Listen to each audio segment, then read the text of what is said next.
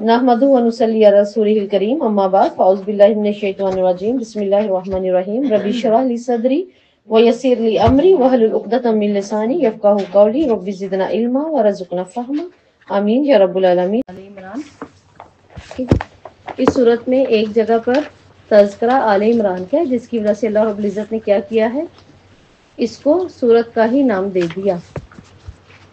اس صورت میں ایک جگہ آل عمران کا تذکرہ ہوا۔ اس صورت کی 200 آیات ہیں اور یہ 20 رکوعوں پر مشتمل ہے۔ اور اس کا موضوع کیا ہے؟ اس کا موضوع دین اسلام، عقیدہ اور پھر اس پر عمل، یہ اللہ تعالیٰ نے اس کا موضوع بنا دیا ہے۔ اور یہ کس موقع پر واضح ہوئی اور نازل ہوئی؟ یہ صورت ایک ایسے موقع پر نازل ہوئی جب حق اور باطل کے درمیان عملی طور پر جنگ جاری تھی، یہ اس وقت نازل ہوئی۔ اور ذہنی فکری طور پر بھی اللہ تعالیٰ نے تیار کرنا تھا مسلمانوں کو، تھا نہیں ہے، ذہنی بھی اور فکری بھی، ان کو بھی تیار کیا گیا۔ اب انشاءاللہ اس میں سے ہم نے بھی تیار ہونا ہے۔ اور فکری جنگ جو ذہنوں کے درمیان میں چل رہی ہیں نا، ان کے لیے بھی اللہ تعالیٰ نے مسلمانوں کو اسی کے اندر تیار کیا، یعنی ہمیں تیار کریں گے اللہ تعالیٰ۔ اس صورت میں رہنمائی کا ایک زندہ ذخیرہ ہے سورہ آل عمران کے لیے۔ اور سورہ آل عمران کے لیے آپ صلی اللہ علیہ وسلم کی حدیث ہے، زارۃ الوائن میں سے ایک چمکتا ہوا ستارہ یہ بھی ہے۔ 2 ہے نا، زارۃ الوائن، ان کا پڑھنا باعث مسرت اور زندگی میں ان کا چھوڑ دینا باعث حسرت ہوگا۔ زندگی میں بھی ہوگا، قیامت کے دن بھی حدیث میں آتا ہے کہ اس کا چھوڑنا باعث حسرت ہوگا۔ تو ان دونوں کو پڑھتے رہنا چاہیے۔ پڑھنے سے مراد ہم اس کو سمجھتے رہیں، روزانہ اس کا کچھ نہ کچھ ترجمہ، جو اس کی تفاسیر، جو ہم نے سیکھا سمجھا وہ آگے سے گزرتا رہے، تاکہ جس مقصد کے لیے اللہ تعالیٰ نے سورت کو اتارا کہ فکری جنگ جو ذہنوں کے درمیان لڑی جاتی ہیں اور عملی جنگ جو کہ اسلام کے میدان میں اس وقت ہیں، اور پھر رہنمائی اس وجہ سے تاکہ ہمیں بار بار ملتی رہے۔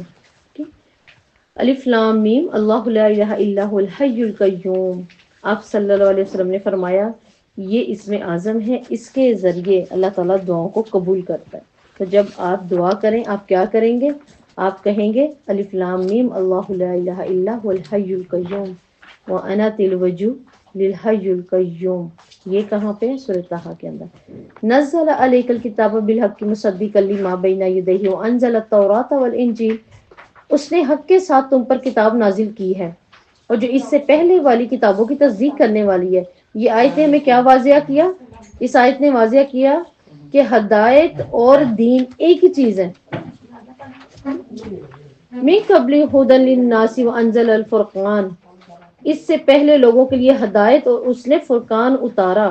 ان الذین کفروا بآیات اللہ لہم عذاب شدید واللہ عزیز ذو انتقام۔ عزیز عین زا، ٹھیک ہے جی، عزت والا، غلبہ پانے والا، عزت القہار، ممتنع، نقصان نہ دینے والا، ذو انتقام، نون قاف میم نقم سے ہے۔ نقم کا مطلب ہوتا ہے مجرم کو بدلے تک پہنچا دینے والا۔ تو اللہ تعالیٰ اس میں ہمیں کیا بتا رہے ہیں؟ یہ آیت واضح کیا کر رہی ہے کہ اصل کیا ہے، ہمیں معلوم ہو تبدیلی کیا ہے، اصل کیا ہے۔ کہ اللہ عزیز ہے، مطلب وہ بتائے گا اصل میں کیا ہے، تمہاری رہنمائی کیسے ہونی ہے، تمہاری ذہنوں کی رہنمائی کیسے ہونی ہے، فکری رہنمائی کیسے ہونی ہے، اس کے اوپر اللہ تعالیٰ بے پناہ قوتوں کا مالک موجود ہے، ٹھیک ہے، اور اس کی پکڑ بھی موجود ہے، ذو انتقام ہے نا، ٹھیک ہے۔ اور ابھی میں نے ذو انتقام کا کیا بتایا؟ نقم، مجرم کو بدلے تک بھی پہنچاتا ہے کہ ان اللہ لا یخفی علیہ شیء فی الارض ولا فی السماء۔ سین میم واو سمو، بلند چیز، ایسی ہر چیز جو آسمان کے لیے بھی استعمال ہو لیکن زمین سے اٹھی ہوئی۔ ہر عربی میں ہر زمین سے اٹھی ہوئی چیز کے لیے استعمال ہوتا ہے سمو، سما، ٹھیک ہے، یہ لفظ بادلوں کے لیے استعمال بھی ہوتا ہے اور بغیر ستون کے کھڑی چیز کے لیے بھی استعمال ہوتا ہے۔ وَالَّذِي يُصَوِّرُكُمْ فِي الْأَرْحَامِ كَيْفَ يَشَاءُ لَا إِلَٰهَ إِلَّا هُوَ الْعَزِيزُ الْحَكِيمُ۔ وہ ذات جو ماں کے پیٹوں میں، ٹھیک ہے، یُصَوِّرُكُمْ صاد واو را، اللہ کا انعام کہ انسان دوسری چیزوں کے مقابلے میں انسان ہے۔ کبھی سوچا ہم نے کیسی کیسی شکلیں اللہ کی مخلوق ہے؟ جب ہم شکلیں دیکھتے ہیں کہتے ہیں الحمدللہ، اللہ نے کتنا پیارا بنایا۔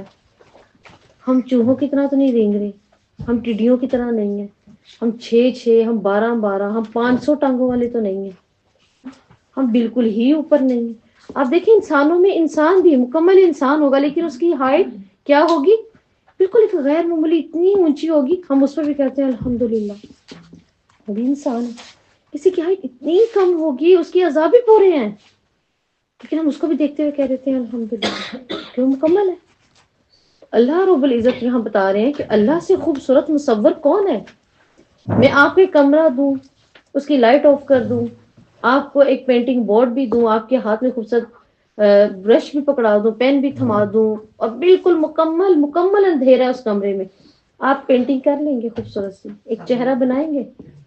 اللہ تعالیٰ ماں کے پیٹ کے اندر اندھیروں میں پردوں میں کیسی پینٹنگ کرتے کہ وہ ہمارے سامنے آتی ہے۔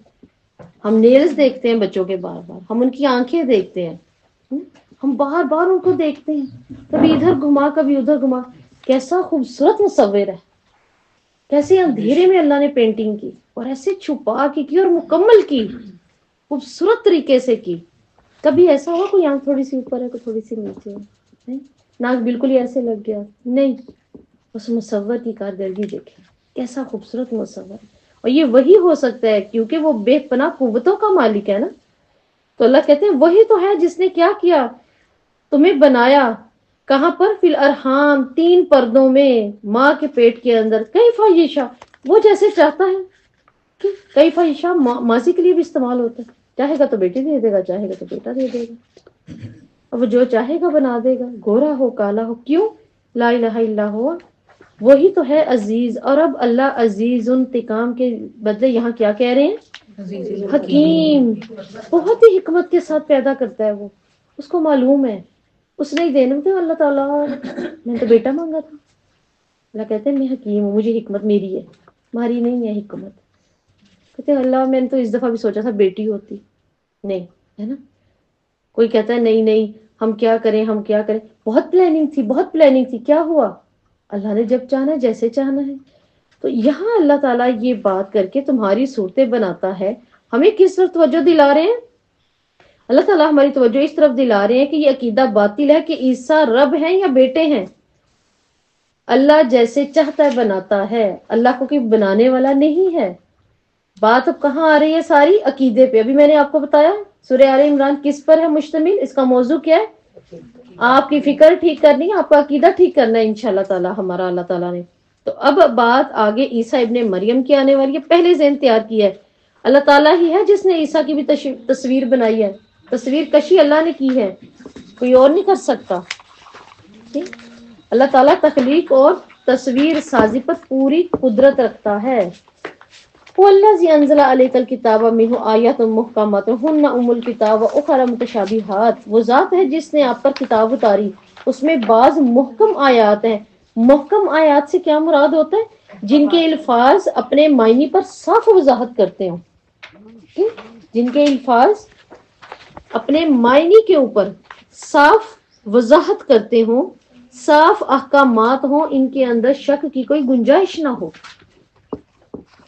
زکوٰۃ فرض ہے تو فرض ہے، نماز فرض ہے، فرض ہے۔ اب محکم آیات کس نوعیت کی ہوتی ہیں؟ اگر ہم کہیں گے محکم آیات تو پھر وہ ہوتی کیسے ہیں؟ تاریخی واقعات اور ان میں عبرت اور نصیحت کی باتیں ہوتی ہیں ان کے اندر، ان کو کہا جاتا ہے محکم۔ ان آیات میں دنیا کو اسلام کی دعوت دی جاتی ہے، ان کو کہا جاتا ہے محکم۔ ان آیات میں دین کے بنیادی اصول بتائے گئے ہیں، ان کو کہا جاتا ہے محکم۔ محکمات ان آیات میں کیا ہے؟ دین کے بنیادی اصول بتائے جاتے ہیں۔ اور اللہ تعالیٰ کہہ رہے ہیں یہ کون سی ہوتی ہیں؟ یہ ام الکتاب، یہ کتاب کا اصل ہوتے ہیں جن کے اندر محکمات ہیں، ان کے پیچھے نہ پڑا جائے، یہی اصل ہے جو اللہ نے حکم دے دیا اس کو مان لیا جائے۔ متشابہہ، متشابہہ آیات کون سی ہوتی ہیں؟ جن کے مفہوم میں شک کی گنجائش ہو، اور یہ کس نوعیت کی ہوتی ہیں؟ شک سے مراد یعنی ہم ان کا تعین نہیں کر سکتے۔ اللہ کا عرش، اللہ عرش پہ مستوی ہے، جنت، دوزخ، ٹھیک ہے، میزان، برزخ، قبر کے اندر سوال کا ہونا، اس کے اوپر اس کی سزا، اس کے اوپر اس کی جزا، یہ ہوتی ہیں متشابہات جن کو ہم قید نہیں سکتے۔ متشابہات کا زیادہ سے زیادہ فائدہ ہمیں ہو بھی سکتا ہے تو کیا ہو سکتا ہے؟ ہم یہی کہہ سکتے ہیں کہ ہمیں منوان ایسے ہی اتری، یہاں پر ہی ہمارا ایمان ہے۔ اللہ تعالیٰ کیا کہتے ہیں؟ الذین یؤمنون بالغیب، تو غیب پر ایمان رکھتے ہیں اللہ کی، ٹھیک ہے۔ تو اللہ تعالیٰ یہاں پہ ایک اور چیز بتا رہے ہیں، اور وہ کیا ہے اس آیت کے اندر؟ حالانکہ ان کے حقیقی کیا ہے، حقیقی مطلب اللہ کے سوا کوئی نہیں جانتا، لیکن جن کے دلوں میں کجی ہے نا، وہ اس کے اندر سے فتنہ تلاش کرتے ہیں، وہ ان باتوں کے اندر بھی فتنے ڈھونڈتے ہیں۔ کیوں فتنہ ڈھونڈتے ہیں؟ کیونکہ عقل میں کجی ہے، ٹیڑھ ہے ان کے لیے۔ تو علم، اللہ تعالیٰ کہہ رہے ہیں پختہ علم کس کا ہوتا ہے، علم میں پختگی کیسے آ سکتی ہے؟ اللہ کے فضل، اس کی رحمت کے صحیح شعور کی وجہ سے علم میں پختگی آ سکتی ہے، کہ ہم کہیں کہ ہم نے محکم آیات پہ عمل کرنا ہے، تو اللہ تعالیٰ اب کیا ہو، ہمارے علم کو محکم کر دے، پختہ کر دے۔ تو اس کے لیے کیا کرنا پڑے گا؟ اللہ تعالیٰ کی طرف سے غافل نہ رہنے کی وجہ سے آپ کے علم میں پختگی آ سکتی ہے۔ آپ کہتے ہیں مجھے سمجھ نہیں آتی، مجھے یاد نہیں ہوگا، میں کیا کروں؟ تو اس کے لیے کیا ہے؟ اللہ کی یاد سے غافل نہ ہو، آپ کا علم پختہ ہونا شروع ہو جائے گا، تکبر میں مبتلا نہ ہوں گے، ہمارے علم میں پختگی آنا شروع ہو جائے گی۔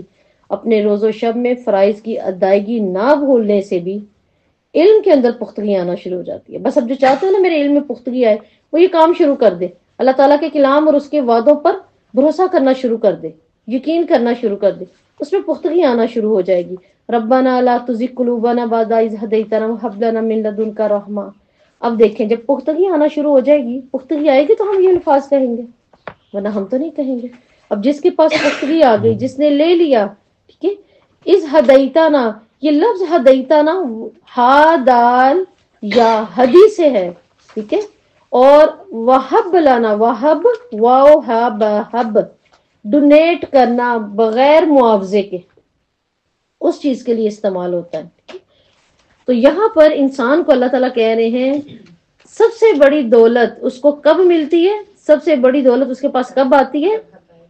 جب اس کو ہدایت ملتی ہے، بے یقینی کے بعد جب اطمینان پا لیتا ہے، پھر اللہ تعالیٰ کہتے ہیں اس کے پاس ایمان کی قدر و قیمت آتی ہے، تب اس کو معلوم ہوتا ہے۔ اسی وقت انسان کو قدر آتی ہے جس نے بے دینی اور گمراہی کی بے بدبختیوں کو دیکھا ہو نا، اور اس کے بعد وہ ہدایت لے، پھر اسے قدر آتی ہے۔ کہ آج ہمیں قدر نہیں آتی کہ اللہ تعالیٰ ہمارے کتنا وقت ضائع ہوا۔ اللہ اس وقت تو بہت اچھا تھا، انرجی تھی، سب کچھ تھا، تو آج ہمیں اس چیز کی کتنی جو ہے وہ حسرت بھی محسوس ہوتی ہے۔ تو اللہ تعالیٰ کہہ رہے ہیں انسان دوبارہ گمراہ ہونے سے پھر کب ڈرتا ہے؟ جو یہ کہہ رہا ہے اللہ تعالیٰ میرے دل کو اب نہیں پھیرنا، کب ڈرتا ہے؟ جب انسان سیدھے راستے پر آ چکا ہوتا ہے اور وہ دوبارہ گمراہی میں پھنسنے سے خوف کھاتا ہے۔ تو دیکھیں یہ دعا کس قدر پاورفل ہے نا، اللہ تعالیٰ دیکھ رہے کہ میرے بندے کو کتنا خوف ہے، میں دوبارہ گمراہی میں نہ چلا جاؤں، میں دوبارہ اپنی ایک بری کمپنی کی طرف نہ لوٹ جاؤں۔ تو اسلام دیکھیں کہ خوشگوار گھنی چھاؤں ہے، جو اس چھاؤں میں آ جاتا ہے نا، پھر وہ نہیں چاہتا کہ میں پھر سے وہ گرم صحراؤں کی طرف لوٹوں، میں کیوں بھول بھلائیوں میں جاؤں، میں کیوں غم کے بادلوں کی طرف لوٹوں۔ ربنا لا تزغ قلوبنا بعد اذ ہدیتنا، دلوں میں اللہ ٹیڑھ نہ لے کر آنا۔ اس دعا کے پیچھے تصور کیا ہے جو اللہ تعالیٰ بتا رہے ہیں کہ گمراہی کے بعد عظیم رحمت ملی ہے، اللہ اب یہ مجھ سے لٹ نہ جائے، اللہ اب میں نے یہ نہیں لوٹنے دینی، یہ مجھ سے چھین نہ جائے، یہ مجھ سے گم نہ ہو جائے۔ اللہ تعالیٰ جب بندہ دعا کرتا ہے، اللہ یہ سب دیکھ رہے ہوتے ہیں، اچھا میرا بندہ کتنا ڈر رہا ہے، اللہ میرے یہ بڑا خزانہ ہے میرے پاس، میں نے نہیں دینا، میں نے کیا کرنا ہے، میں نے اس کو رکھنا ہے اپنے پاس۔ جیسے وہ ایک بہت اچھا کال ہے، وہ کیا کہتے ہیں، آپ جب اپنے اسکول کالجز جا رہے ہوتے تو آپ کا بیگ کہاں ہوتا ہے؟ ٹنگا ہوتا ہے، پیچھے ہوتا ہے۔ جب آپ گھر سے نکلتے ہیں، جب زندگی میں اس چیز کو لے کے نکلتے ہیں، تو ہم اس کو کیسے لے کے نکل رہے ہوتے ہیں؟ ہم نے ساتھ لگایا ہوتا ہے۔ تو اللہ تعالیٰ روز کی حقیقتیں تو ہمیں دکھا رہے ہیں نا۔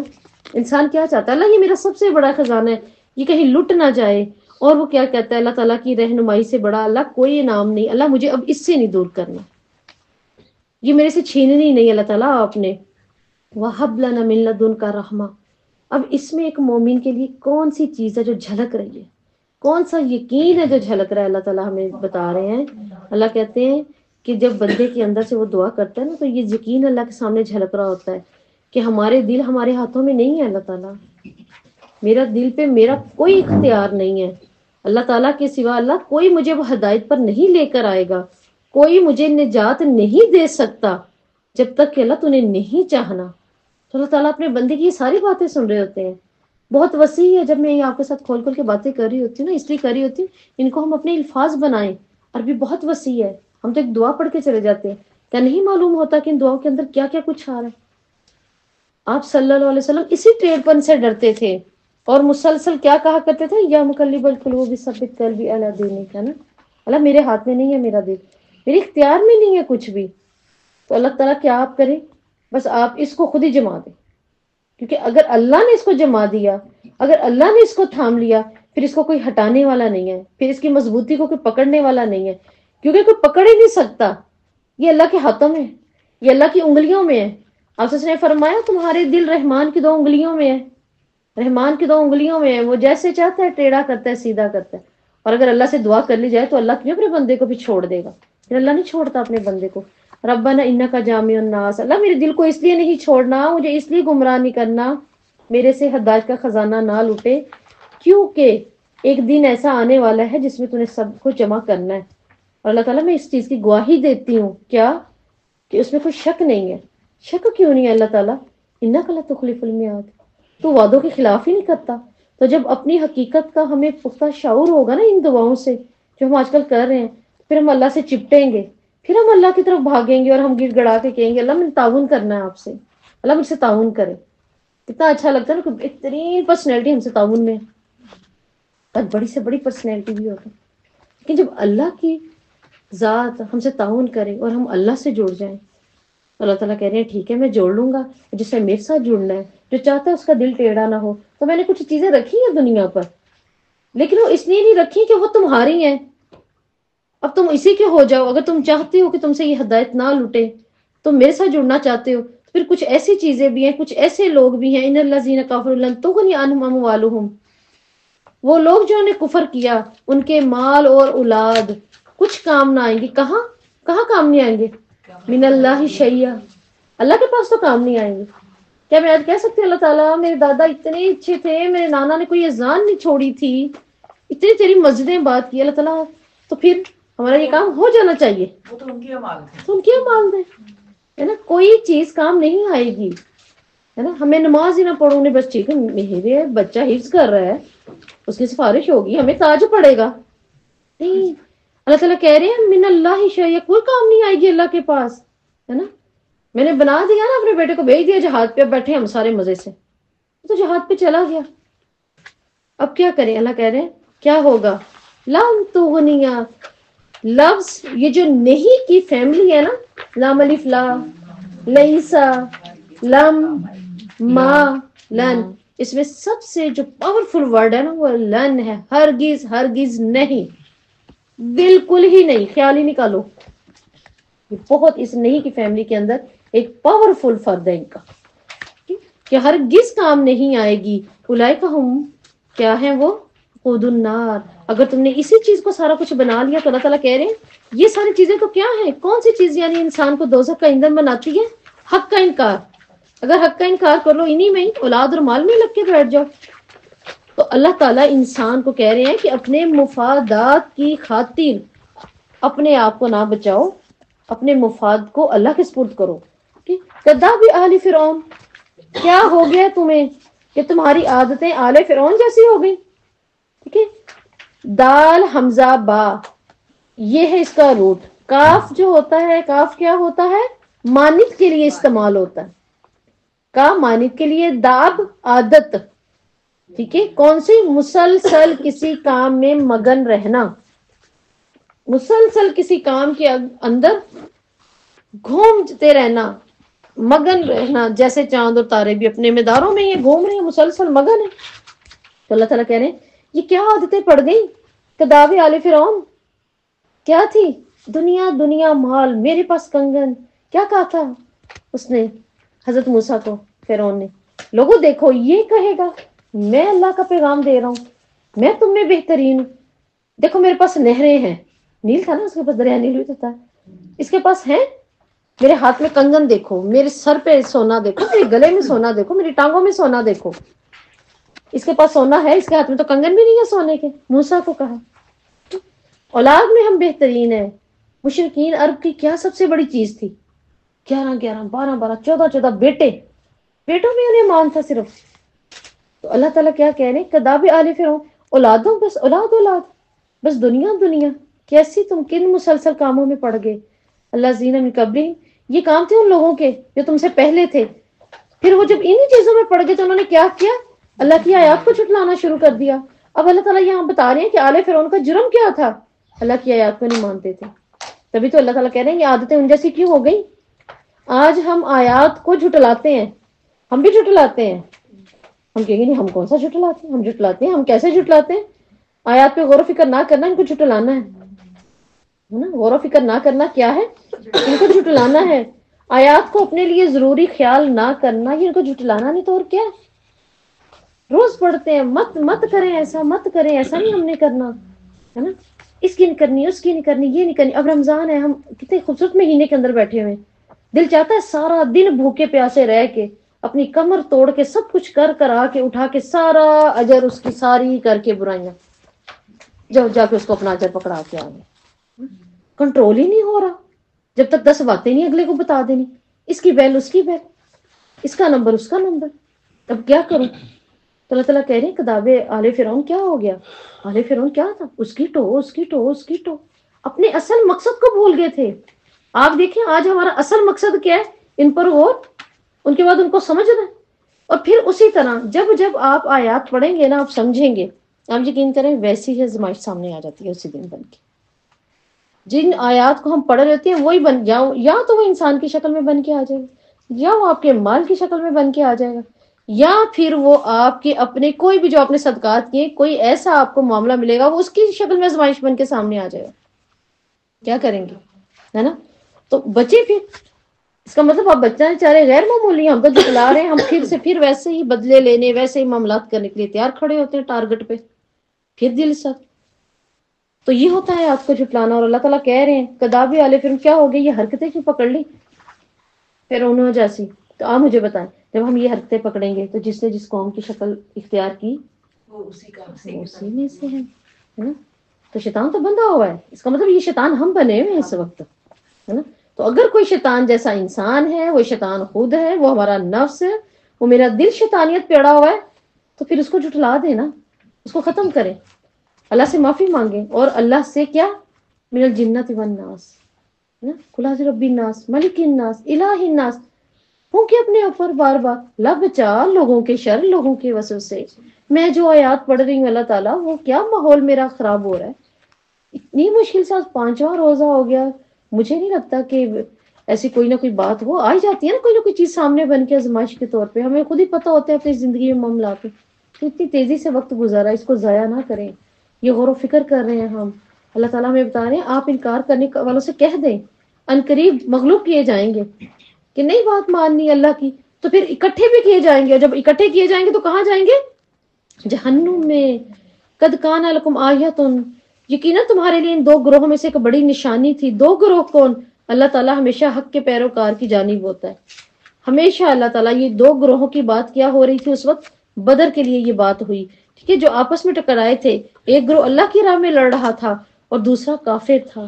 اور اگر آپ کو لگتا ہے نا کہیں آپ اللہ کی راہ میں لڑ رہے ہیں اپنے نفس کے ساتھ، اس کی کتاب پر غور و فکر کر رہے ہیں، آپ پڑھ رہے ہیں، آپ کچھ کر رہے ہیں، اور سامنے کوئی ایسا انسان آ گیا جو میری آزمائش بنا ہوا ہے، جو میری تکلیف بنا ہوا ہے میرے دین پر، تو کیا کریں؟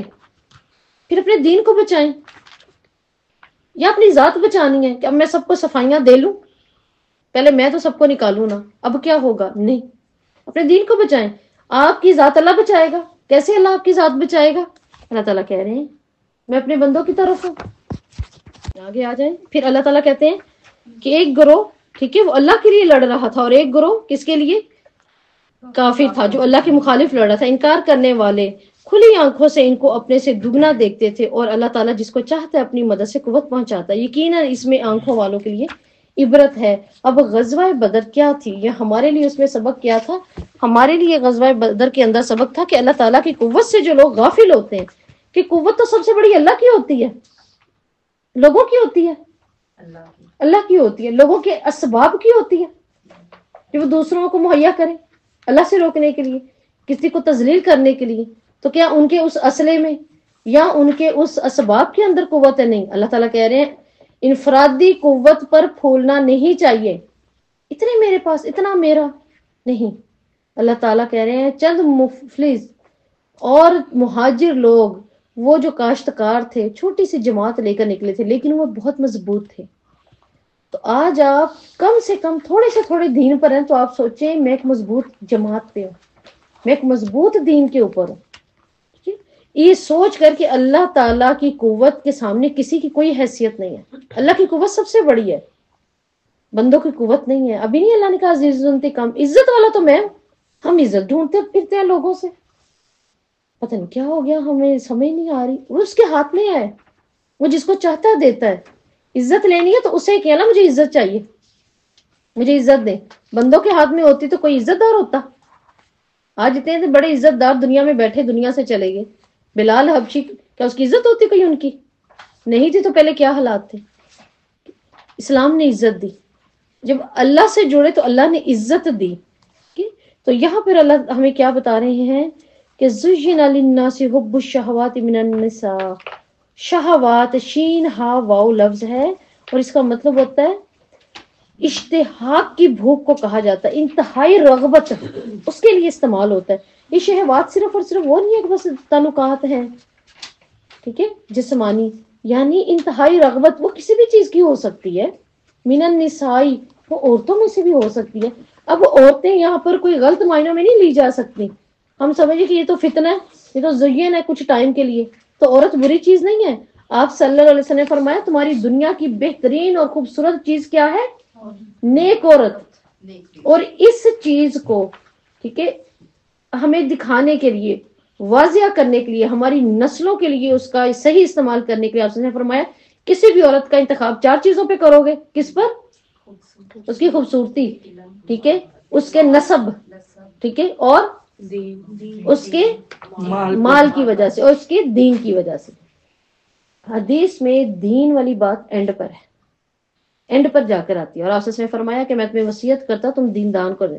دنیا یہاں سے سٹارٹ ہو رہی ہے، نسب، مال، حسن، اور اینڈ پہ دینداری. آپ سے صرف کس چیز کو پسند کر رہے ہیں؟ آخر کو دینداری کو، کہ دنیا کی بہترین جو ماں اور متاع ہے وہ صرف اور صرف نیک عورت، یعنی نیک بیوی.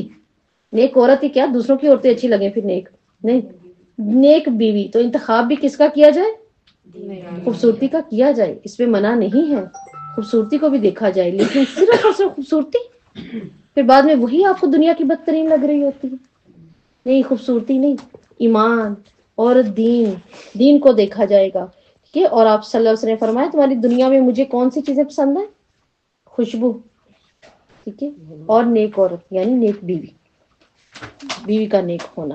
تو اللہ تعالیٰ نے تو اس کی کوئی برائی والی بات نہیں نا کی، لیکن اس کو آزمائش نہیں بنانا اپنے لیے. والبنینا، اور بیٹے، بیٹوں کے حصول کے لیے انسان کیا کیا کر جاتا ہے؟ شرک بھی کر جاتا ہے نا. تو اللہ تعالیٰ کہہ رہے ہیں یہ بھی زینا ہے، یہ بھی آزمائش ہے تمہاری. قناطیر، قناطیر کیا؟ خزانے. منقنطر، بلند عمارت، ملٹی سٹوری جو ہوتی ہے نا، یہ ان کے لیے استعمال ہوتا ہے. ٹھیک ہے. اور دیکھیں جب آپ نوٹ رکھتے ہیں، نوٹ تو کیسے رکھتے ہیں؟ یوں رکھتے ہیں، اس کی بلڈنگ بناتے ہیں نا آپ. نوٹ بھی اس طرح. خزانہ کیسے رکھا جاتا ہے؟ وہ بھی اسی طرح اس کی ڈھیر لگایا جاتا ہے اس کا، تو یہ اس کے لیے استعمال ہوتا ہے. ٹھیک ہے. من الذهب والفضہ. فضہ، فضہ یا فضہ، فضہ اصل میں کہتے ہیں جدائی کو، جدائی کو کہا جاتا ہے. اور یہ چاندی کے لیے بھی استعمال ہوتا ہے. آپ کی چاندی یا سونے کے اوپر جب آپ زکوٰۃ دیتے ہیں تو جدائی ہوئی، اور کیا وہ ٹوٹتا نہیں رہتا؟ ٹوٹتا رہتا ہے نا. کبھی ایسا ہو جس کے سیٹ ہیں وہ سیٹ ہی ہیں، ایک شادی کے لیے توڑ دیں گے، دوسرے کے لیے یہ بنوا لیں، یہ بنوا لیں، یہ کر لیں، وہ تو ٹوٹتا رہتا ہے. ٹھیک ہے. اس وجہ سے بھی منتشر ہوتا رہتا ہے نا اصل میں. تو لفظ فضہ منتشر اور جدائی کے لیے استعمال ہوتا ہے. اللہ تعالیٰ کہتے ہیں گھوڑے ہیں، مویشی ہیں، کھیتی ہیں، یہ سب کیا ہے؟ کتنی اچھی اچھی چیزیں گنوا دی، لیکن یہ سب ہے کیا؟ دنیا کا سامان ہے. زُيِّنَ لِلنَّاسِ حُبُّ الشَّهَوَاتِ. ٹھیک ہے. اب کیا ہے کہ شہوات کی محبت جو ہے نا ان چیزوں میں رکھ دی گئی. انتہائی رغبت، انتہائی رغبت ان چیزوں میں رکھ دی گئی ہے، ان سب چیزوں میں. تو فتنہ نہ عورتیں ہیں، نہ بیٹا ہے، نہ مال ہے، نہ گھوڑے ہیں، خوبصورت سواریاں بھی نہیں ہیں. کس صورت میں نہیں ہے؟ جب وہ صرف اور صرف اللہ کی رضا کے لیے ہوں. اللہ تعالیٰ کی ذات سے ایک روحانی تعلق کے ذریعے سے انسان کو یہ احساس دلایا گیا یہ مرغوبات کا استعمال صرف اللہ کی مرضی کے مطابق ہونا چاہیے. کیا ہم نہیں کہتے ربنا آتنا فی الدنیا حسنہ؟ یہ دنیا کی حسنات ہی تو ہیں. ذالک متاع الحیات الدنیا. یہ کہہ کر اللہ تعالیٰ ہماری توجہ کس طرف دلا رہے ہیں کہ یہ جتنی بھی چیزیں ہیں نا یہ ہمیشہ کی زندگی کا سامان تو نہیں ہے، یہ ہمیشہ تو نہیں تمہارے پاس رہیں گی. کیا ہم جب سارے بیٹے بیاہ دیں سارے ہمارے پاس رہتے ہیں؟ ہم ساری بیٹیوں کو بیاہ دیں، جو گھر ایک چہچہا رہا ہوتا ہے اتنی بیٹیوں سے، تو کیا وہ ساری پاس رہ جاتی ہیں؟ پاس تو کچھ ہی نہیں رہتا. وہ جو ہمارے اپنے عالی شان ہاتھوں کی کمائی ہوتی ہے کیا ہمارے ہی پاس رہ جاتی ہے؟ وہ بھی تو ہمارے پاس نہیں نہ رہتی. یہ مرغوبات سے زیادہ قیمتی اور زیادہ بلند اور پکیزہ مقصد اللہ تعالیٰ بتا رہے ہیں کیا ہے؟ آخرت. وہ آخرت ہے. ان چیزوں کا بھی اگر ہم اللہ کی خاطر استعمال کریں گے تو فائدہ ہے ہمیں. کیسے ہے؟ آپ کی وہ پراپرٹیز جو آپ چھوڑ کے گئے ہیں، جو آپ نے اپنے بعد علم چھوڑا ہے، پراپرٹی چھوڑی ہے، کچھ بھی چھوڑا ہے، وہ اس کا جب اچھا اور صحیح استعمال کریں گے تو وہ دیکھیں آپ کے حق میں ہے، وہ ہمارے حق میں ہے نا، ہماری آخرت کے لیے. تو ان کو اللہ کی رضا کے اور مرضی کے مطابق استعمال کیا جائے، تبھی اللہ تعالیٰ کہہ رہے ہیں یہ تمام چیزیں صدقہ جاریہ بن جائیں گی. جیسے میں نے آپ کو پہلے کہا تھا کشتی پانی پہ چلتی رہے تو پھر تو ٹھیک ہے، کہ پانی کے اندر کشتی ہونی چاہیے، کشتی کے اندر پانی نہیں ہونا چاہیے. کہ کل انبئکم بخیر من ذالک، آپ کہہ دو کیا میں تمہیں بتاؤں اس سے بہتر چیز. کل کہہ دیں. کتنی پیاری ہے نا یہ آیت. آپ صلی اللہ علیہ وسلم آپ کہیں کیا میں اس سے بہترین چیز نہ بتاؤں؟ حالانکہ اللہ تعالیٰ خود بتا رہے ہیں. اور اس سے بھی خوبصورت چیز کیا ہے؟ اللہ سے ڈرنے والوں کے لیے ان کے رب کے پاس باغات ہیں. اور ہم پڑھتے آ رہے ہیں جو اللہ سے ڈر گیا، جو خاموش ہو گیا، جس نے صبر کر لیا، جس نے اللہ سے مدد مانگ لی، اللہ کی مرضی کے مطابق اپنے آپ کو ڈھال لیا، چاہے وہ نہیں بھی چاہتا تو، لیکن اللہ کی خاطر. تو جو شخص آخرت کی ہمیشہ کی زندگی کو اپنی توجہ کا مرکز بنائے، دنیا کو نہیں، لوگوں کو نہیں، لوگوں کی پریشانیوں کا بوجھ نہیں، ٹھیک ہے، آخرت کو اپنی توجہ کا مرکز بنائے گا، اس کے لیے کیا ہے؟ پھر اللہ تعالیٰ کہتے ہیں اس کے لیے رونق آخرت میں ہے، اس کے لیے باغ آخرت کے ہیں.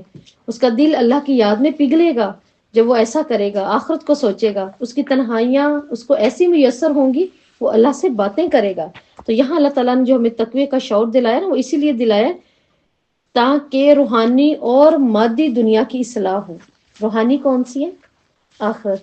اور مادی ہماری دنیا کون سی ہے جس میں ہم زندگی گزار رہے ہیں، اس میں ہمارا کوئی تعلق بنے اللہ کے ساتھ. واللہ بصیر بالعباد. کیوں اللہ سے تعلق بنانا ہے؟ اللہ تعالیٰ کی رضا ہی کیوں آخری کامیابی ہے؟ وجہ کیا ہے؟ انسان کی فطرت کو جن ہدایات کی ضرورت ہے اللہ کو پتہ ہے، اپنے بندوں کو وہ دیکھ رہے ہیں ان کو کس چیز کی ضرورت ہے. اللہ زینا یقولون، اب جو لوگ اللہ کی طرف اپنی توجہ کر لیں، آخرت کو اپنی توجہ بنا لیں، اللہ کو اپنی رضا بنا لیں، وہ اپنے آپ کو دنیا کے لیے ہلاک نہیں کریں گے. تو اللہ تعالیٰ کہتے ہیں پھر ایسے لوگوں کے دل سے کیا نکلتا ہے؟ ربنا اننا آمنا فاغفر لنا ذنوبنا وقنا عذاب النار. جب ہمارا دھیان ہی نہیں آخرت کی طرف ہوگا، جب اللہ کی طرف ہی نہیں ہے، تو کہاں سے یہ دعائیں نکلیں گی؟ پھر تو ٹینشن میں بیٹھے رہے سارا دن، پتہ نہیں کہاں سے کہاں گزر جاتا، اس کی پریشانی میں خود اپنے لیے کچھ کر ہی نہیں پائے. تو اس لیے تھا نا کہ اللہ تعالیٰ مجھے خوشی دے، مجھے خوشی کے اسباب دے، ہے نا، تاکہ میں شکر بھی ادا کروں، میں دعائیں بھی کر سکوں خوشی میں مطمئن ہو کر. تو اللہ تعالیٰ کہتے ہیں ایمان لانے کے بعد ہی انسان کو یہ احساس ہوتا ہے عمل صالحہ کی توفیق اللہ سے ہی ہے، ٹھیک ہے، اور اللہ ہی میرے گناہوں کو معاف کرے گا. پھر اس کے اپنے گناہوں کا احساس ہونے لگتا ہے. دیکھیں اگر کوئی آپ کے اوپر مسلط ہے نا، کوئی آپ کے اوپر مسلط ہے نا، وہ کوئی بھی ہے، تو یاد رکھیں وہ یہ ہمارے گناہ ہیں، یہ ہمارے گناہوں کی وجہ سے مسلط ہوا ہوگا ہم پر نا. نیند نہیں، کوئی اگر آپ پر مسلط ہے یہ تو آپ کا اپنا چور کہ کوئی بھی ہمیں، میں نے کیا کہا، ہمارے اوپر اور ہی بہت غم ہے، ڈر ہے نا، جس کو کوئی نہ پوچھے وہ بھی ہم پر مسلط ہے. تو بات یہ ہے کہ کہیں ہمارے گناہ زیادہ ہو چکے ہیں، انسان کے گناہوں کی وجہ سے اس کے اولاد، اس کا مال اور ہمسایہ، حدیث کے الفاظ ہے نا، یہ تو پر مسلط ہو جاتے ہیں. اب صبر کرو، اللہ سے مدد مانگو، یہ تمہارے گناہوں کا کفارہ ہے. گناہ بڑے ہیں کہیں، اب گناہ بڑے ہیں تو اللہ تعالیٰ کہہ رہے ہیں تبھی ان کو احساس ہوگا. تو بجائے یہ پریشانی لاحق ہو کہ اب اس کا کیا علاج کیا جائے، اپنا کیا علاج کرنا ہے، اب یہ فکر کرنی ہے بس گناہوں کی معافی. جب اللہ گناہوں کی معافی کرنا شروع ہو جائے تو پھر اللہ انسان کے اوپر سے ایسے ایسے لشکر بھیجتا ہے جو خود ہی اس کی مدد کرتے ہیں. وہی روکیں گے، وہی سب کچھ کریں گے. ہم کس کو روک سکتے ہیں؟ نہ ہم کسی کو اپنی برائی کے سلسلے میں روک سکتے ہیں، نہ اچھائی کے سلسلے میں روک سکتے ہیں. تو اپنے گناہوں کی معافی اور اللہ سے جڑنا. تبھی تو اللہ تعالیٰ کہہ رہے ہیں، پھر وہ کیا کہتے ہیں، اللہ ہمیں بخش دے. یہ ہماری کوئی بات ہے، یہ ہم سے کوئی غلطی ہوئی اللہ تعالیٰ. تو پھر جب وہ اللہ سے گناہوں کی معافیاں مانگنے لگتے ہیں، انہیں فکر لاحق ہوتی ہے، پھر وہ اپنے آپ کو کیا کہنا شروع کر دیتے ہیں، وہ کہنا شروع کر دیتے ہیں جو اللہ کو پسند ہے. اب اللہ تعالیٰ خود ہی بتا رہے ہیں، ورنہ ہمیں نہ پتہ چلتا اللہ کو یہ بھی پسند ہے. اب لوگوں کی نظر کی فکر یا لوگوں کی نظر میں اچھا بننے کی فکر نہیں کرنی، ان کو دلیلیں دینے کی. اب ہمیں کیا کرنا پڑے گا، ہمیں یہ کرنا ہے جو اللہ کو پسند ہے. ہم کہیں گے الصابرین والصادقین والقانتین منفقین والمستغفرین بالاسحار. تو حق کی راہ میں استقامت دکھانا، کیسے اپنے دین کو بچائیں، ان دعاؤں سے. ٹھیک ہے، صبر کر کے، سچائی پر، فرما برداری پر، انفاق پر، رات کے آخری پہر میں اللہ سے دعا کر کے اپنے لیے.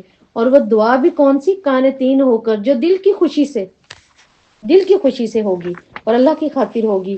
اب رات کے پچھلے پہر میں اللہ تعالیٰ سے دعا کرنا اللہ کو کیوں اتنا پسند ہے؟ اللہ تعالیٰ خود کہہ رہے ہے نا، آیت میں کہہ رہے ہیں نا. اب یہ ویسے پسند کیوں ہے؟ کیونکہ جس کے لیے آخرت کا مشن سب سے بڑی کامیابی بن جائے نا، پھر وہ سوچتا ہے مجھے کوئی ایسا وقت چاہیے کہ میں تنہائی میں بیٹھ کے بات کروں، میری کچھ پلاننگ ہے، میرے کچھ معاملات ہیں. جب ہماری بہت خاص پلاننگز ہوتے ہیں، ہم اکیلے میں ڈسکس کرتے ہیں، ہم توجہ چاہ رہے ہوتے ہیں. تو رات کے پہر میں ہم کیا چاہ رہے ہیں؟ اللہ تعالیٰ اس وقت صرف اور صرف کون ہے، طور میں ہاٹ لائن ہوتی ہے، بہت ہاٹ لائن ہوتی ہے، ڈائریکٹ ایمرجنسی کال ہے اللہ کے ساتھ. اور اللہ اسی وقت پک کرتے ہیں ہماری کال، اسی وقت. کرتا تو وہ ہر وقت ہے، لیکن اس وقت کال اللہ کو بہت پسند ہے اپنے بندے کی. پھر جس کے لیے اللہ کی رضا کا حصول سب سے بڑا مشن ہو، اللہ تعالیٰ کہتے ہیں کیا ہوگا، آخری رات کی گھڑیوں میں استغفار کرنے سے پھر اس کے لیے کیا ہے، اس کو کیا مفید ملے گا، اس کے لیے کیا فائدہ اس کے اندر. اس میں انسانی نفس کے تصورات جاگیں گے. اس وقت اللہ تعالیٰ نا، آپ یقین جانے اس وقت آپ بیٹھ کے سوچیں گے، آپ نے اپنی ذات کے لیے سوچنا ہے. وہ جو بھولی ہوئی سارا دن کی باتیں ہیں نا، وہ اس وقت یاد آئیں گی. یہ بھی تھا، یہ تو میری غلطی تھی، ہے نا. اللہ تعالیٰ یہ مجھ سے ہوا، یہ تو مجھ سے ہوا. پھر آپ سوچیں گے اچھا ایک وقت میں ایسا بھی تھا. اب رات میں کبھی بیٹھیں، آپ کو 20 سال پہلے کی باتیں یاد آئیں گی. آپ کو 20 سال پہلے کی بھی باتیں، اپنی کوئی زیادتی، کوئی ظلم، کوئی اپنی غلطی، کوئی اللہ کے حق میں، کوئی بندوں کے حق میں یاد آئے گی. اللہ تعالیٰ اس وقت روحانیت کے پردے کھول دیتا ہے انسان کے اوپر. اس وقت ایک روحانی تعلق قائم ہوتا ہے. پھر انسان کہتا ہے اللہ تعالیٰ یہ تو ابھی یاد آئی، اللہ اب بھی معاف کرے. پھر دل چاہ رہا میں معاف کروا کے اٹھوں. اللہ کے ساتھ جیسے کہا تھا نا کچھ راز بنانے ہیں، تو اللہ تعالیٰ کہتے ہیں کہ آخری گھڑیوں میں کیا ہے، یہ پرسکون وقت ہوتا ہے کہ اچھے خیالات کا انسان کے ذہن کے اوپر بہت القاء ہوتا ہے اس وقت. یہ بھی ایک مدد ہے مومن کو. جتنے بہترین خیالات ہیں نا جو آپ نے کرنے ہیں پورے دن کے لیے، اپنے کوئی پلاننگ کرنی ہے، اس وقت بہترین خیالات کا القاء ہوگا. اگر کوئی چاہتا ہے نا میری یہ پلاننگ ہے، میرے یہ کام کرنا ہے، کیا کروں، پھر اٹھ جائے تہجد میں بیٹھ جائے. اللہ تعالیٰ پھر ڈالیں گے اس کے دماغ کے اوپر، انڈیلیں گے. ایسے وقت میں استغفار انتہائی عمدہ اثرات چھوڑتا ہے، روحانی اور عمدہ اس وقت کا استغفار. تو یہ رمضان سے پہلے ہم نے ایک بات کہی تھی جو کرنی، اور اب تک ہو رہی ہے کیا، سحری میں کر رہے ہیں نا، میرے لیے کرتے ہیں نا دعا. ہاں ٹھیک ہے. شاہد اللہ انہ لا الہ الا هو الملائکۃ. اب اللہ رب العزت ایک مقدمہ پیش کر رہے ہیں جو میں ہمیشہ آپ کو کہتی ہوں. اللہ نے بھی اہل علم کے پاس ایک بات کی ہے اور اہمیت بتائی ہے کہ علم والوں کی، علم والا ہی ایسا کرے گا، کھڑا ہوگا اپنے رب کو پہچانے گا، پھر اپنے رب سے دعائیں کرے گا کہ ان الدین عند اللہ الاسلام، اللہ کے نزدیک تو اسلام ہے. دین صرف اسلام ہے، میرا دین میرا اسلام نہیں، اللہ کا. ٹھیک ہے. اور اہل کتاب نے علم آ جانے کے بعد محض آپس میں ایک دوسرے پر زیادتی کر کے اختلاف کیا. ہم نے آج کتاب آ جانے کے بعد محض ایک دوسرے پر زیادتی، کس صورت میں، سمجھا نہیں ہے، پڑھ رہے ہیں سب کچھ کر رہے ہیں، پھر سمجھا نہیں ہے تو کیا فائدہ. پھر میں چاہے 10 قرآن ایک بیٹھی ایک جگہ پہ ختم کر لوں، میں اپنے واٹس ایپ کے اوپر 3 دورہ قرآن کر لوں، میں گھر میں بیٹھی 4 کر لوں، میں سب کچھ کر لوں، لیکن ہم نے سمجھا ہی نہیں اپنے آپ کو غلام. تو پھر کسی اور کو نہیں کہنا، پہلے تو ہم نے خود کو چیک کرنا ہے کہ واقعی پھر میرے میں کیا تبدیلی آئی ہے، میرے دین نے مجھے کیا سکھایا. دین تو اللہ کا تھا، تو میں نے تو اپنی مرضی کا دین لیا، جبکہ دین تو اللہ کہہ رہے میرا ہے. ٹھیک ہے. تو اہل کتاب نے بعد میں اختلاف کیا، آج قرآن ہمارے ہاتھ میں ہے. اس کے ہاتھ میں ہونے کے بعد بھی اختلاف نہیں، تو پھر اس کا مطلب اللہ تعالیٰ کہہ رہے کیا ہے؟ حسد اور تکبر ہے. دیکھو یہ حسد ہے جو اختلاف سے نہیں نکلنے دے رہا. فَإِنْ حَاجُّوكَ فَقُلْ أَسْلَمْتُ وَجْهِيَ لِلَّهِ. پھر اگر وہ لوگ آپ سے جھگڑیں تو آپ کہہ دیں میں نے تو اپنے آپ کو اللہ کے لیے فرمانبردار بنا لیا.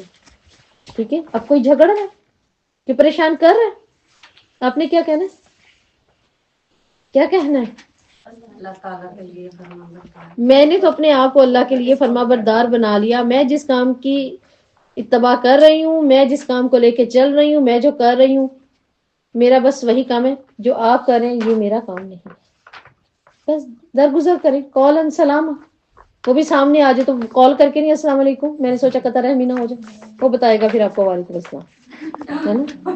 ٹھیک ہے، تو کیا کہ آپ بتائیں کہ میرا چہرہ کہ اس طرف ہے ہی نہیں، میرا دل میرا چہرہ. ہم نے نہیں تھا پڑھا کہ چہرے ادھر کر لو، تو کیا نماز کے لیے صرف چہرے ادھر کرنے ہیں؟ کیا کرنا ہے؟ آپ کا رخ پھیر دے، رخ اس طرف سے کہ پھیرے اس طرف سے جو جھگڑا کرے اللہ کے لیے. آپ اللہ سے کہیں اللہ میں تیری فرمانبردار ہوں، مجھے دنیا کے لیے نہیں کھپنا، آپ نے مجھے دنیا کے لیے نہیں کھپانا. اور پھر ساتھ میں یہ بھی دعا کیا کریں. یہ دعا بہت اچھی ہے اور میں نے اس کے اثرات زندگی میں دیکھے ہیں، بہت خوبصورت ہے کہ اللہ تعالیٰ جس طرح تو نے یوسف صلی اللہ علیہ السلام کے بھائیوں کو ان کی محبت میں گرفتار کر دی، جس طرح تو نے وہ قمیض لا کے پہلے وہی قمیض باپ کے دکھ کا ذریعہ بنی، وہی قمیض باپ کی سکون اور محبت کا ذریعہ بنی. تو اس کا مطلب کوئی نہ کوئی ایسا ہوتا ہے جو زندگی میں بہت بڑا دکھ کا ذریعہ بنتا ہے، لیکن اگر ہم دعا کریں وہی آپ کے سکون کا ذریعہ بن جاتا ہے. اب اللہ سے کہہ کر دیکھیں، جس سے سب سے زیادہ تکلیف ہے نا، تو اس کے لیے دعا کر کے دیکھیں. اگر وہ نفرت میں شدید ہے نا، تو یقین جانے اگر آپ نے اللہ سے دعا کی نا تو وہ محبت میں بھی شدید ہو جائے. عمر فاروق بھی تو محبت میں شدید ہوئے تھے، انصار محبت میں شدید ہوئے. اللہ تعالیٰ کیوں کہہ رہے ہیں یہ جو ہم بندوں کے دل ہی نہ بدل سکتے، کیا کریں. اللہ تعالیٰ تو اپنے نبی سے بھی کہہ رہے ہیں اگر میں ان کے دلوں میں آپ کی محبت نہ ڈالتا تو یہ تو آپ کے پاس بھی نہ بیٹھتے. تو اللہ تعالیٰ سے دعا کیا کریں اللہ تعالیٰ جیسی محبت تو نے انصار کے دلوں میں ڈالی، جیسے تو اپنے بندوں کے دل میں ڈال کے انہیں قریب کر دیتا ہے، میں بھی تیرے فلاں فلاں معاملے میں تیری محبت کی محتاج ہوں. اللہ ان کے دلوں میں محبت ڈال، ان کے دل کو سکون دے. ٹھیک ہے، اس کا شرم اس سے روک لے، اس کے آگے پردے ڈال دے. میری برائیاں اس کو نہ دکھا، میری اچھائیاں دکھا دے.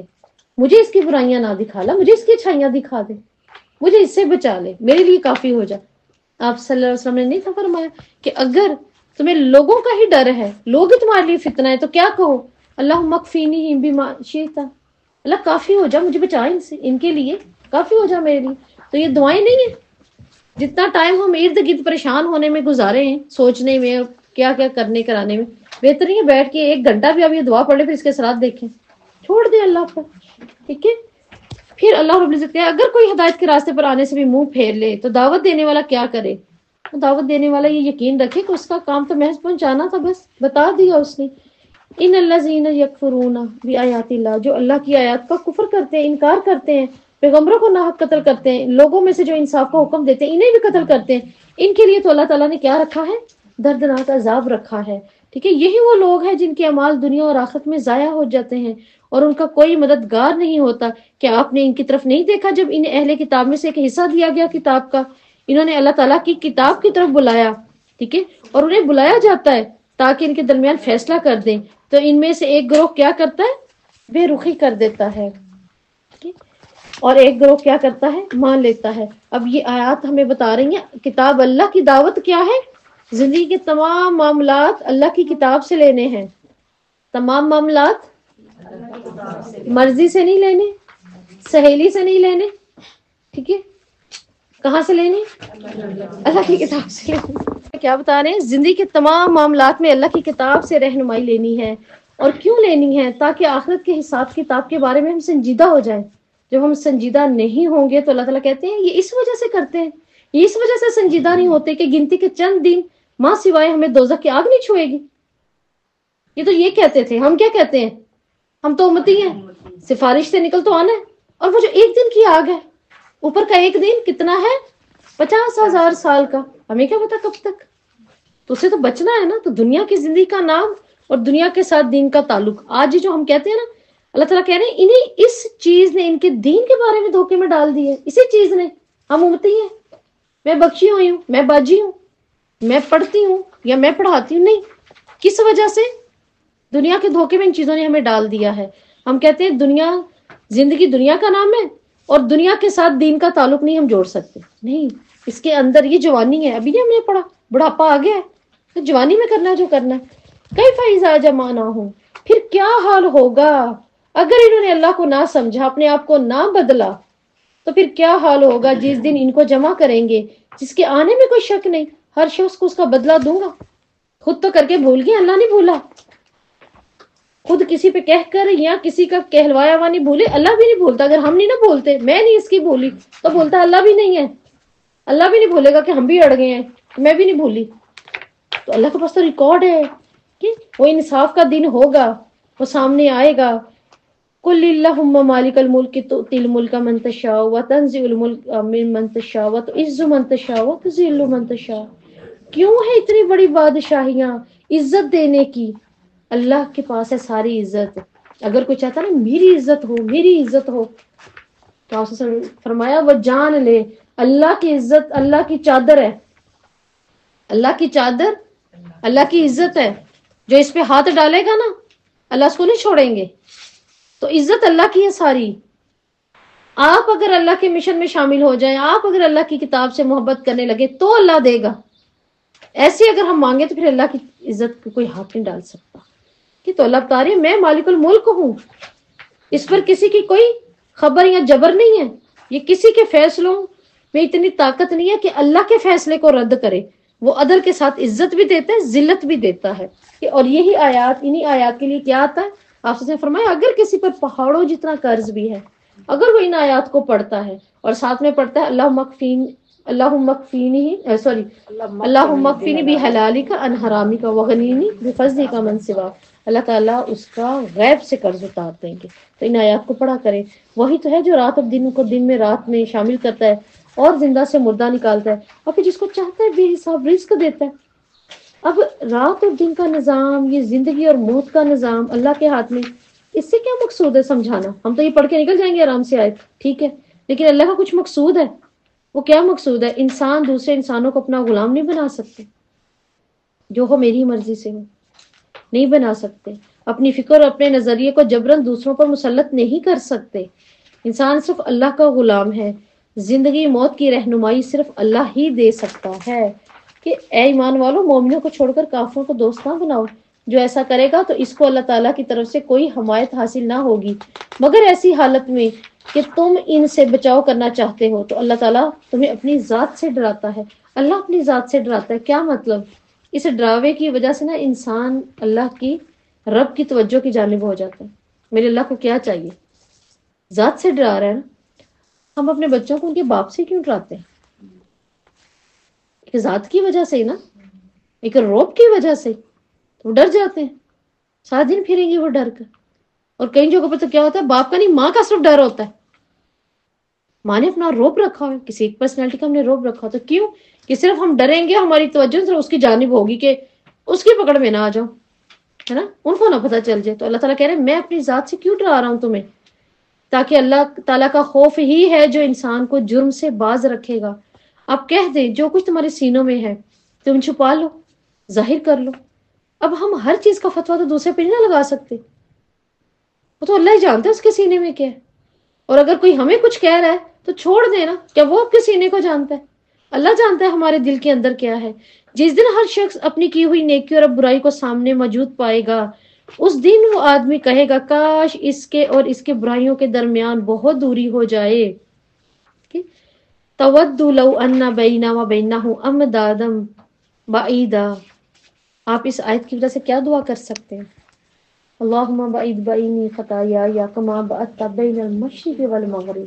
ہے نا، آج سے کہنا شروع کر دے تو اللہ کر دے، اللہ دور کر دے میری اور میری برائیوں کے درمیان فاصلہ کر دے جتنا مشرق اور مغرب میں ہے. تو اللہ تعالیٰ کسی کے اسلام کو کہاں دیکھنا چاہتا ہے؟ اصل میں اس کا مقام کیا ہے جہاں اللہ دیکھنا چاہتا ہے؟ دل ہے نا. یہ مقام قلب ہے جہاں اللہ تعالیٰ دیکھنا چاہتا ہے کہ میرا بندہ اس دن بھی تو کہے گا نا. تو آج میری ذات سے ڈر جائے اور اپنی نیکی اور برائی کے درمیان فاصلے کو دیکھے، نیکی کو قریب کر لے.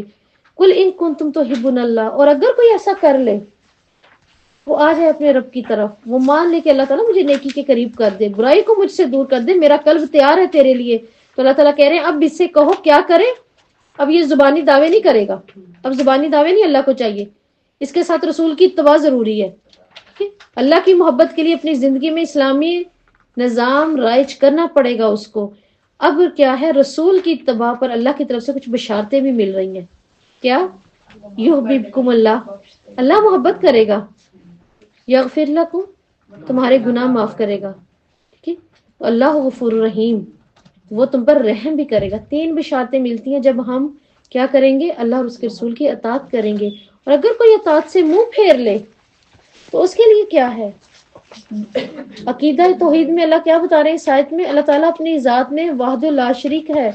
پھیر لو منہ، اللہ بے نیاز ہے. کہ جنت میں سے ایک بندہ کم ہو جائے گا؟ نہیں، اللہ کو اس سے کوئی فرق نہیں ہے. اللہ تعالیٰ نے تو ویسے بھی تمام اہل جنت کو جنت میں بھیجنے کے بعد جگہ اتنی زیادہ ہوگی خالی، اتنی حدیث میں آتا ہے اللہ کی نئی مخلوق پیدا کریں گے. پتہ نہیں کیسی خوبصورت کون سی مخلوق ہوگی. اب اللہ تعالیٰ کہتے ہیں کہ جب توحید پر ایمان رکھنے والوں کے باہمی تعلقات اللہ کی حاکمیت پر ایک بنیاد پر ہوں گے، اس عقیدے کی روح سے انسان کو یہ سمجھ آئے گی کہ اللہ واحد ہے، کوئی نہیں ہے جو اللہ کے سوا ہے. اس کو یقین ہوگا کہ اگر اللہ ایک ہے تو اب شریعت کس کی نافذ ہوگی؟ ایک اللہ کی نافذ ہوگی. اب عیسائیوں کے اس عقیدے کو اللہ ہمیں بھی تیار کر رہے تھے، عیسائیوں کے اس عقیدے کے لیے بھی اللہ تعالیٰ نے یہاں تردید کر دی. ان اللہ اصطفیٰ آدم و نوحن، یقیناً اللہ نے آدم، نوح، آل ابراہیم، آل عمران کو سارے جہانوں پر چن لیا. اللہ تعالیٰ نے انہیں رسالت کی ذمہ داری پوری کرنے کے لیے چنا تاکہ وہ قافلہ ایمان کے سالار بنے. یہ نبی تھے، یہ اللہ کے بیٹے نہیں تھے، یہ اللہ کی مخلوق تھے. اور اللہ نے یہاں پہ یہ واضح کیا ہے، یہ ثابت کیا کہ ان میں سے کوئی بھی الہ نہیں تھا، نہ ہی ان میں سے کسی نے الہ ہونے کا دعویٰ کیا تھا. حضرت ابراہیم کی اولاد میں سے حضرت موسیٰ، پھر یعقوب، ان کا تو ذکر نہیں نہ کیا گیا یہاں پر، بلکہ آل عمران کی بات ہوئی ہے. آپ دیکھ رہے ہیں یہاں پر کیا بات ہوئی ہے، آل ابراہیم اور آل عمران. حضرت یعقوب کا ذکر نہیں کیا، کس کا کر دیا ساتھی؟ ہاں جی. اس کی وجہ کیا ہے، حضرت موسیٰ، حضرت یعقوب تو بنی اسرائیل کے پیشوا تھے ہی. یہاں بات عیسائیوں کی ہونے والی ہے، یہاں پر بات عیسائیوں کی ہونے والی ہے. اس وجہ سے اللہ رب العزت دیکھیں بہت زبردست ایک چین بنا رہے ہیں. ٹھیک ہے، اس چین کو لے کے چلیں تاکہ ہمارے دماغ اور عیسائیوں کے دماغ صاف ہو جائیں. اللہ تعالیٰ کہتے ہیں آل عمران. آل عمران کون، کیوں میں نے ذکر کیے؟ وہ مریم علیہ السلام کے خاندان سے، پھر حضرت عیسیٰ ان کے خاندان سے. ٹھیک ہے، ان کے قصوں کی تمہید کے طور پر اب اللہ نے یہ بات شروع کرنی ہے. اللہ تعالیٰ کیا کہہ رہے ہیں، ذریاتم بعضھا من بعض. یہ سب کیا تھے، سب انسان تھے، سب اولاد تھے، سب پیغمبر تھے، اولاد تھے، ایک دوسرے کی اولاد ہیں. خدا بھی نہیں ہے، الہ بھی نہیں ہے، اولاد ہیں. یہ کیوں اولاد ہیں؟ اب اللہ تعالیٰ بتا رہے ہیں کہ اللہ تعالیٰ نے انسانوں کو ہی ہمیشہ انسانوں میں نبی بنا کر بھیجا ہے. اور اس کے لیے اللہ تعالیٰ کیا بتا رہے ہیں کہ اب میں تمہیں یہ بتاتا ہوں کہ یہ بھی انسان تھے، اور ان کے آنے کی ساری پلاننگ اللہ تعالیٰ کی کیا تھی. اذ قالت امرأۃ عمران، ابھی بات ہوئی عمران کی. یہ کون تھی؟ یہ جب عمران کی بیوی نے کہا، ٹھیک ہے، عمران کی بیوی نے کہا، یہ حضرت مریم کی والدہ تھی. ان کا نام تھا حنا بنت فقود. حنا ان کا نام تھا، حضرت مریم کی والدہ کا نام تھا. ٹھیک ہے، اللہ تعالیٰ کہتے ہیں عمران کی بیوی نے کہا، اے میرے رب جو میرے پیٹ میں ہے، یقیناً میں اس کو تیرے لیے آزاد کی نظر مانتی ہوں. کہا جاتا ہے کہ ان کے ہاں اولاد نہیں تھی نا، بہت دیر سے اولاد نہیں تھی. اور ان کے ہسبینڈ جو تھے یہ لوگ سب کیا تھے، شروع سے ادھر ہیکل، ٹھیک ہے، وہاں پر کیا کرتے ہوتے تھے، ہیکل میں عبادت کرتے تھے، خدمت کرتے تھے. لوگ ان کو اسی کے لیے ہی خالص کر دیتے تھے. تو ایک دفعہ یہ بیٹھی ہوئی تھی، ان کی اولاد نہیں تھی. انہوں نے پرندے کو دیکھا نا، تو وہ اپنے بچوں کو جیسے کھلا رہا ہے پرندہ، اور اسی وقت یہ اس قدر بے چین ہوئی، انہوں نے اس کو دیکھا اور دعائیں کرنا شروع کر دی. پرندے کو دیکھ کر ان کے اندر وہ جذبات آئے، انہوں نے دعائیں شروع کی. تو کیا ہوا، ان کا حیض آنا بند ہو گیا. اب جیسے ان کا حیض آنا بند ہوا تو انہوں نے کیا کیا، اس جذبے کی کیسے قدر کی اللہ تعالیٰ، یہ جو بھی ہوگا تیرے لیے. اب یہاں ڈر نہیں ہے. اتنی قیمتی، سب سے قیمتی چیز کیا ہے آپ کی؟ اولاد ہے نا. کتنی مشکل سے لے کر آئے ہیں، وہ ظاہر سی بات ہے، بڑھاپے کا معاملہ ہے، سارا کچھ ہے، اور یہ بھی نہیں پتا کہ اس کے بعد ہو کہ نہ ہو. پہلے ہی بہت عرصے بعد ہو رہی، ایک ہی نہ ہو. لیکن دیکھیں ایمان کتنا خوبصورت ہے. اللہ تعالیٰ نے ان کے اس جذبے کی قدر کرتے ہوئے ان کو یہاں پہ رکھا ہے، ورنہ کافی تھا حضرت عیسیٰ کی بات ہو جاتی. یہ پیچھے سے وہ نانی سے بات کیوں آ رہی ہے؟ اللہ تعالیٰ نے بتایا ایسی تھی یہ خاتون، ایسا ہمیں ہونا چاہیے. ہمیں اپنی بیٹیوں کو یہ آیات پڑھانی چاہیے، ان کی شادیوں سے پہلے انہیں معلوم ہو کہ اللہ کی خالص بندی کہاں کس کو جاتا ہے. اللہ کی خالص بندی 5 وقت کی نماز پڑھنے والی تو نہیں ہے صرف. اللہ کی خالص بندی ایسی ہوتی ہے. اللہ نے ان کے جذبے کو عزت دی. انہوں نے کیا کہا؟ اللہ تعالیٰ جو میرے پیٹ میں محرہ کون ہوتا ہے؟ آزاد. وہ آزاد جسے اللہ کے لیے آزاد کر دیا گیا ہو. ذاتی خدمت نہیں لوں گی. کیا کہتی ہے؟ اللہ میرا وہ سہارا نہیں بنے گا کہ میں اپنا سہارا بنا لوں گی، میں تجھے دوں گی. اتنی دیر بعد تو مجھے یہ خوشی دی. انک انت السمیع العلیم. میں یہ سب کیوں کر رہی ہوں؟ کیونکہ تو سن رہا ہے. انہیں اتنا یقین تھا، سن اللہ رہا ہے، اتنا یقین تھا. تو حضرت مریم کی والدہ کے کردار کی یہاں دیکھیں چند چیزیں سامنے آ رہی ہیں جو آج ہماری خواتین کا کردار ہونا چاہیے. کیا؟ ایک تو شوہر نہیں ہے، اب ساری مرکز جو ہے، سارے کا ساری طبیعت وہ اس اولاد کی ہونی تھی، اس پر ہونا تھا. تب بھی کیا ہے، یہ اس چیز کو سوچ رہی ہیں.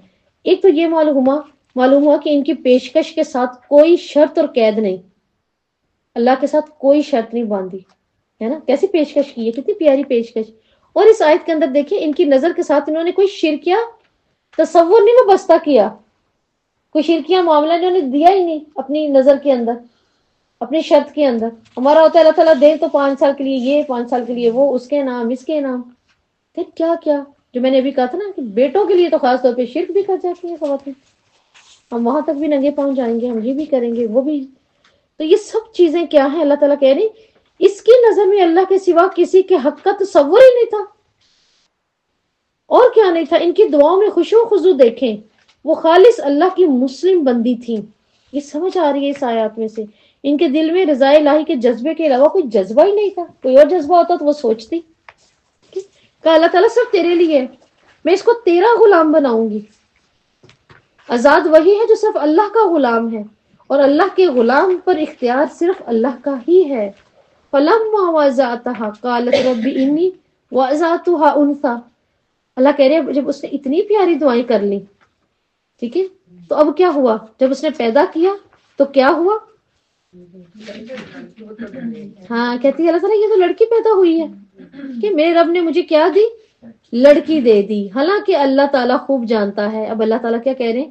اس نے کیا جانا؟ جب وہ بتا رہی ہے اللہ تعالیٰ یہ تو بیٹی ہے، تو کیا اللہ کو نہیں پتا؟ دیا تو اللہ تھا. آج ہم کہتے ہیں خاموش ہو جاتے ہیں، اچھا بیٹی ہوئی ہے، مطلب میں وہ منتیں، وہ وظیفے، بیٹا، اللہ کو نہیں کیا پتا؟ وہ جب پیدا ہو کر آ گئی اللہ کو زیادہ بہتر پتا تھا. تو اس بات کی حقیقت کو واضح کیا اللہ تعالیٰ نے کہ لڑکا لڑکی کی طرح نہیں ہے. اللہ کہہ رہے ہیں جو میں نے کام لڑکی سے لینا تھا، اللہ نے تو عیسیٰ کو لانا تھا.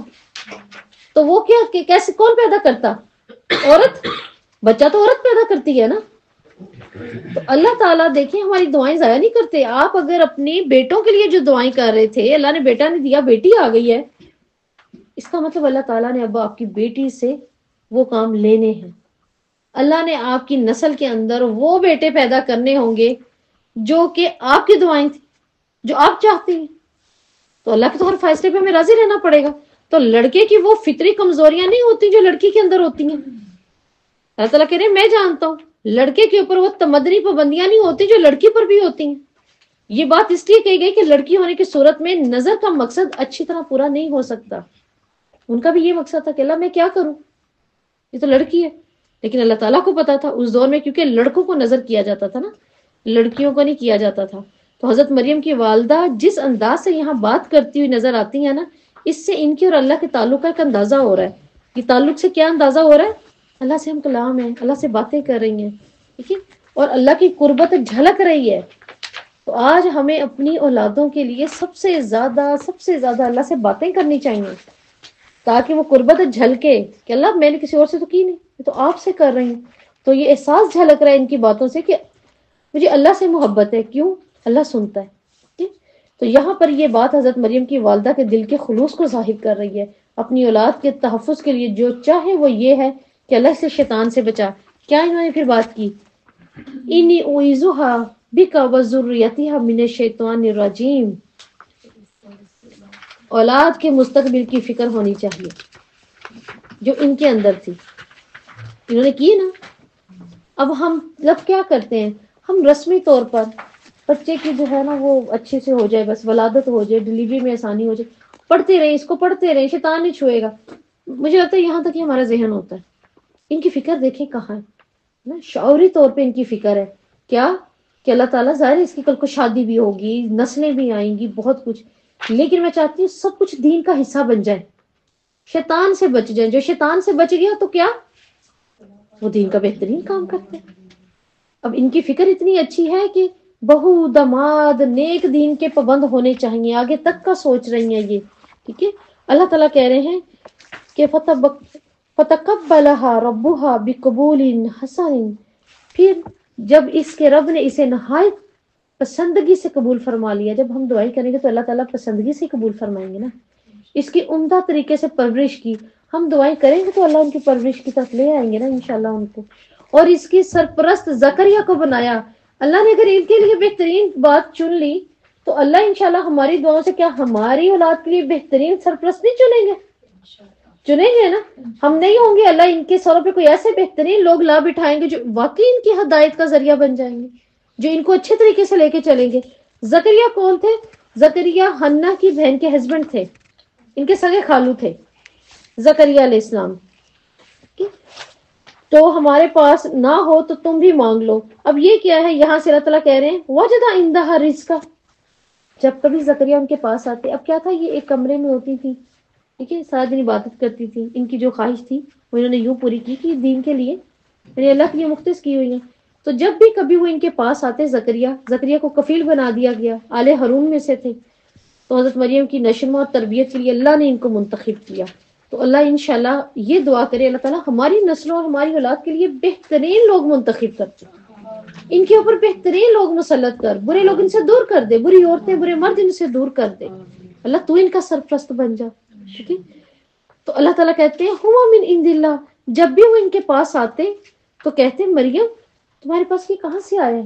اب ان کے پاس کیا، اس میں دو چیزیں، ایک تو یہ کہ علم بھی رزق تھا، ان کا علم بڑھ چکا ہوتا تھا، ان کے پاس بہت علم ہوتا تھا. وہ کہتے تھے یہ تمہارے پاس رزق کہاں سے آیا. اور ایک کہا جاتا ہے کہ ان کے پاس فروٹس پڑے ہوتے تھے بے موسم. یہ دلیل دینے کے لیے کہ اللہ کر سکتا ہے. ٹھیک ہے، ان کے پاس خوراک پڑی ہوتی تھی بہت اچھی. تو حضرت مریم یہاں پر پھر کیا کہتی ہے، ہوا من عند اللہ. تو آج ہمارے پاس بھی کوئی نعمت آئے تو ہمیں کیا کہنا چاہیے، ہوا من عند اللہ. کتنی اچھی ہے، کتنی پیاری. آپ کے پاس کہاں سے، چھوڑے پرے آپ کو بتایا تو آپ لے لیں گی کیا، وہاں جائیں گی اتنی دور. اب سب سے پہلے تو کیا کہیں نا، ہاں ہوا من عند اللہ، یہ تو اللہ نے دی ہے مجھے. ہاں بعد میں اپنی سٹوری بتا دیں ٹائم ہے. لیکن کیا کہ حضرت مریم کے اندر رزق کی فراہمی کی یہ غیر معمولی سلسلے کی وجہ سے دیکھیں ان کے اندر کوئی غرور نہیں تھا، ہے نا، کوئی غرور نہیں ہے نا. اللہ تعالیٰ کہہ رہے ہیں کہ وہ کیا کہہ رہی ہیں، تو اللہ کے پاس سے ہے. ان کا ساری دیکھے کیسے جھلک رہی ہے، رب کے ساتھ تعلق کتنا اچھا جھلک رہا ہے.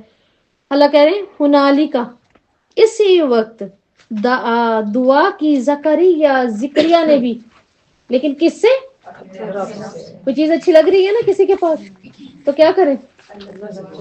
ہاں، اور یاد رکھیں وہ دعا سب سے زیادہ قبول ہوتی ہے جیسے آپ بیٹھے ہوئے نا، آپ کو کوئی بات اچھی لگی ہے، ٹھیک ہے، آپ اس چیز سے غمگین ہوئے ہیں، آپ اس چیز سے خوش ہوئے ہیں، لیکن انسان جو اس وقت اس کے دل سے نکلتی ہے نا وہ بہت پاورفل ہوتی ہے، کیونکہ وہ اندر سے نکلتی ہے گڑ گڑا کے، اسی وقت نکلتی ہے، کیونکہ آپ وہ لوگوں کے سامنے نہیں کہہ سکتے. آپ دل میں کہتے ہیں نا مجھے بھی، لا میرے لیے بھی، ہے نا، چاہے کسی کی اولاد دیکھیں، چاہے کسی کا مال دیکھیں، چاہے کسی کا علم، جو دل سے نکلتی ہے وہ اس وقت بہت قبول ہوتی ہے. یہ ان کے دل سے نکلی. اس کو مس کوٹ کرتے ہیں کہ زکریا نے بھی مانگ لیا. تو دیکھیں نا، وہ جب اس نے کہا، جا کر ان سے بات ہوئی. اب یہاں پہ زکریا علیہ السلام نے حضرت مریم سے تو نہیں نہ کہا اب تم میرے لیے بھی ذرا کر دے اپنے رب سے دعا، جو ہم جا کے مانگے دوسروں سے، ہے نا. ہم جائیں کسی بھی دربار پہ جائیں، کھڑے ہو جائیں اور وسیلہ اس آیت کو بنا دیں، مسکوٹ اس آیت کو کر دیں. نہیں، زکریا نے کیا کیا؟ دعا کی. کب؟ اسی وقت. کس سے؟ ورنہ وہ کہہ دیتے کہ تمہیں جب اللہ اتنا دیر ہے تمہارے پاس اتنے رزق اور خزانے، مریم وہ دعا کریں جلدی سے میرے لیے. زندہ ٹھیک ہے اہل توحید سے کروانا جائز ہے، لیکن اس آیت میں اللہ تعالیٰ ہمیں بالکل اپنے ساتھ جوڑے. ہم نے کسی سے بھی کہنا ہے نا تو پہلے خود کہیں اللہ سے، پھر اس کے بندوں سے بھی کہیں. ٹھیک ہے، تو اسی وقت زکریا نے دعا کی. کیا کہا؟ اے میرے رب مجھے بھی اپنے پاس سے پاکیزہ رزق دیں. اولاد رزق ہے، دیکھیں ان کے پاس تو رزق تھا نا، تو اولاد بھی رزق ہے. تو کیا کہ اپنی لسٹ چیک کریں کہ آج ہم اللہ سے کیا کیا مانگتے ہیں. ویسے جا کے آپ آج اپنی لسٹ لکھیں، اپنے آپ کو تھوڑا ٹائم دیں. آپ نے تو پچھلا ہوم ورک بھی نہیں بھیجا ابھی تک، تو کیا کہ چیک کریں کہ آپ کی لسٹ کے اندر کیا ہے. تو یہاں پر اللہ تعالیٰ کیا بتا رہے ہیں ہمیں کہ اس کو اللہ تعالیٰ نے بہترین طریقے سے قبول کیا. جب قبول کیا تو زکریا نے بھی دعا کی. ٹھیک ہے، تو اللہ کروا لے کام. زکریا نے بھی دعا کی، خلوص ان کو نظر آیا اپنی دعاؤں کے اندر. اور پھر اللہ تعالیٰ کو جب زکریا کی دعاؤں کے اندر محسوس ہوا خالص پن، تو اللہ تعالیٰ نے کیا کہا؟ اسی وقت اللہ تعالیٰ نے ان کو ایک بیٹے کی خوشخبری دی. لیکن انہوں نے جو دعا کی، انہوں نے دعا بہت پیاری کی. یہ علماء کہتے ہیں یہ الفاظ اولاد کے لیے ایک الگ اور خوبصورت ہے. ذریۃ طیبہ ہے نا، طیب اولاد. اللہ تعالیٰ مجھے بیٹی دے، اللہ تعالیٰ مجھے بیٹا دے، نہیں، اللہ تعالیٰ مجھے طیبہ، طیب بیٹا، مجھے طیب اولاد دے. 1000 بیٹے بھی ہوں تو پھر ان میں سے بہترین کون ہو سکتا ہے؟ طیب. تو اللہ تعالیٰ کہہ رہے ہیں کہ حضرت زکریا نے اولاد کی دعا کی. یہ تمنا ان کے دل کے اندر پیدا ہوئی، لیکن پیدا کیسے ہوئی تھی؟ فطری خواہش تھی نا، ان کے پاس دیکھ کر، فضل دیکھ کر انہوں نے بھی اللہ تعالیٰ سے مانگا. اور ان کی دعا کے اندر خصوصی درخواست اللہ تعالیٰ سے کیا ہے؟ یہ خصوصی درخواست ہے پاکیزہ. اللہ مجھے نسلیں دے پاکیزہ، ہے نا، مجھے لوگ دے پاکیزہ. فنادتہ الملائکۃ وہو قائم یصلی فی المحراب. اللہ کہتے ہیں پھر فرشتوں نے اس کو آواز دی جبکہ وہ محراب میں کھڑے ہوئے تھے.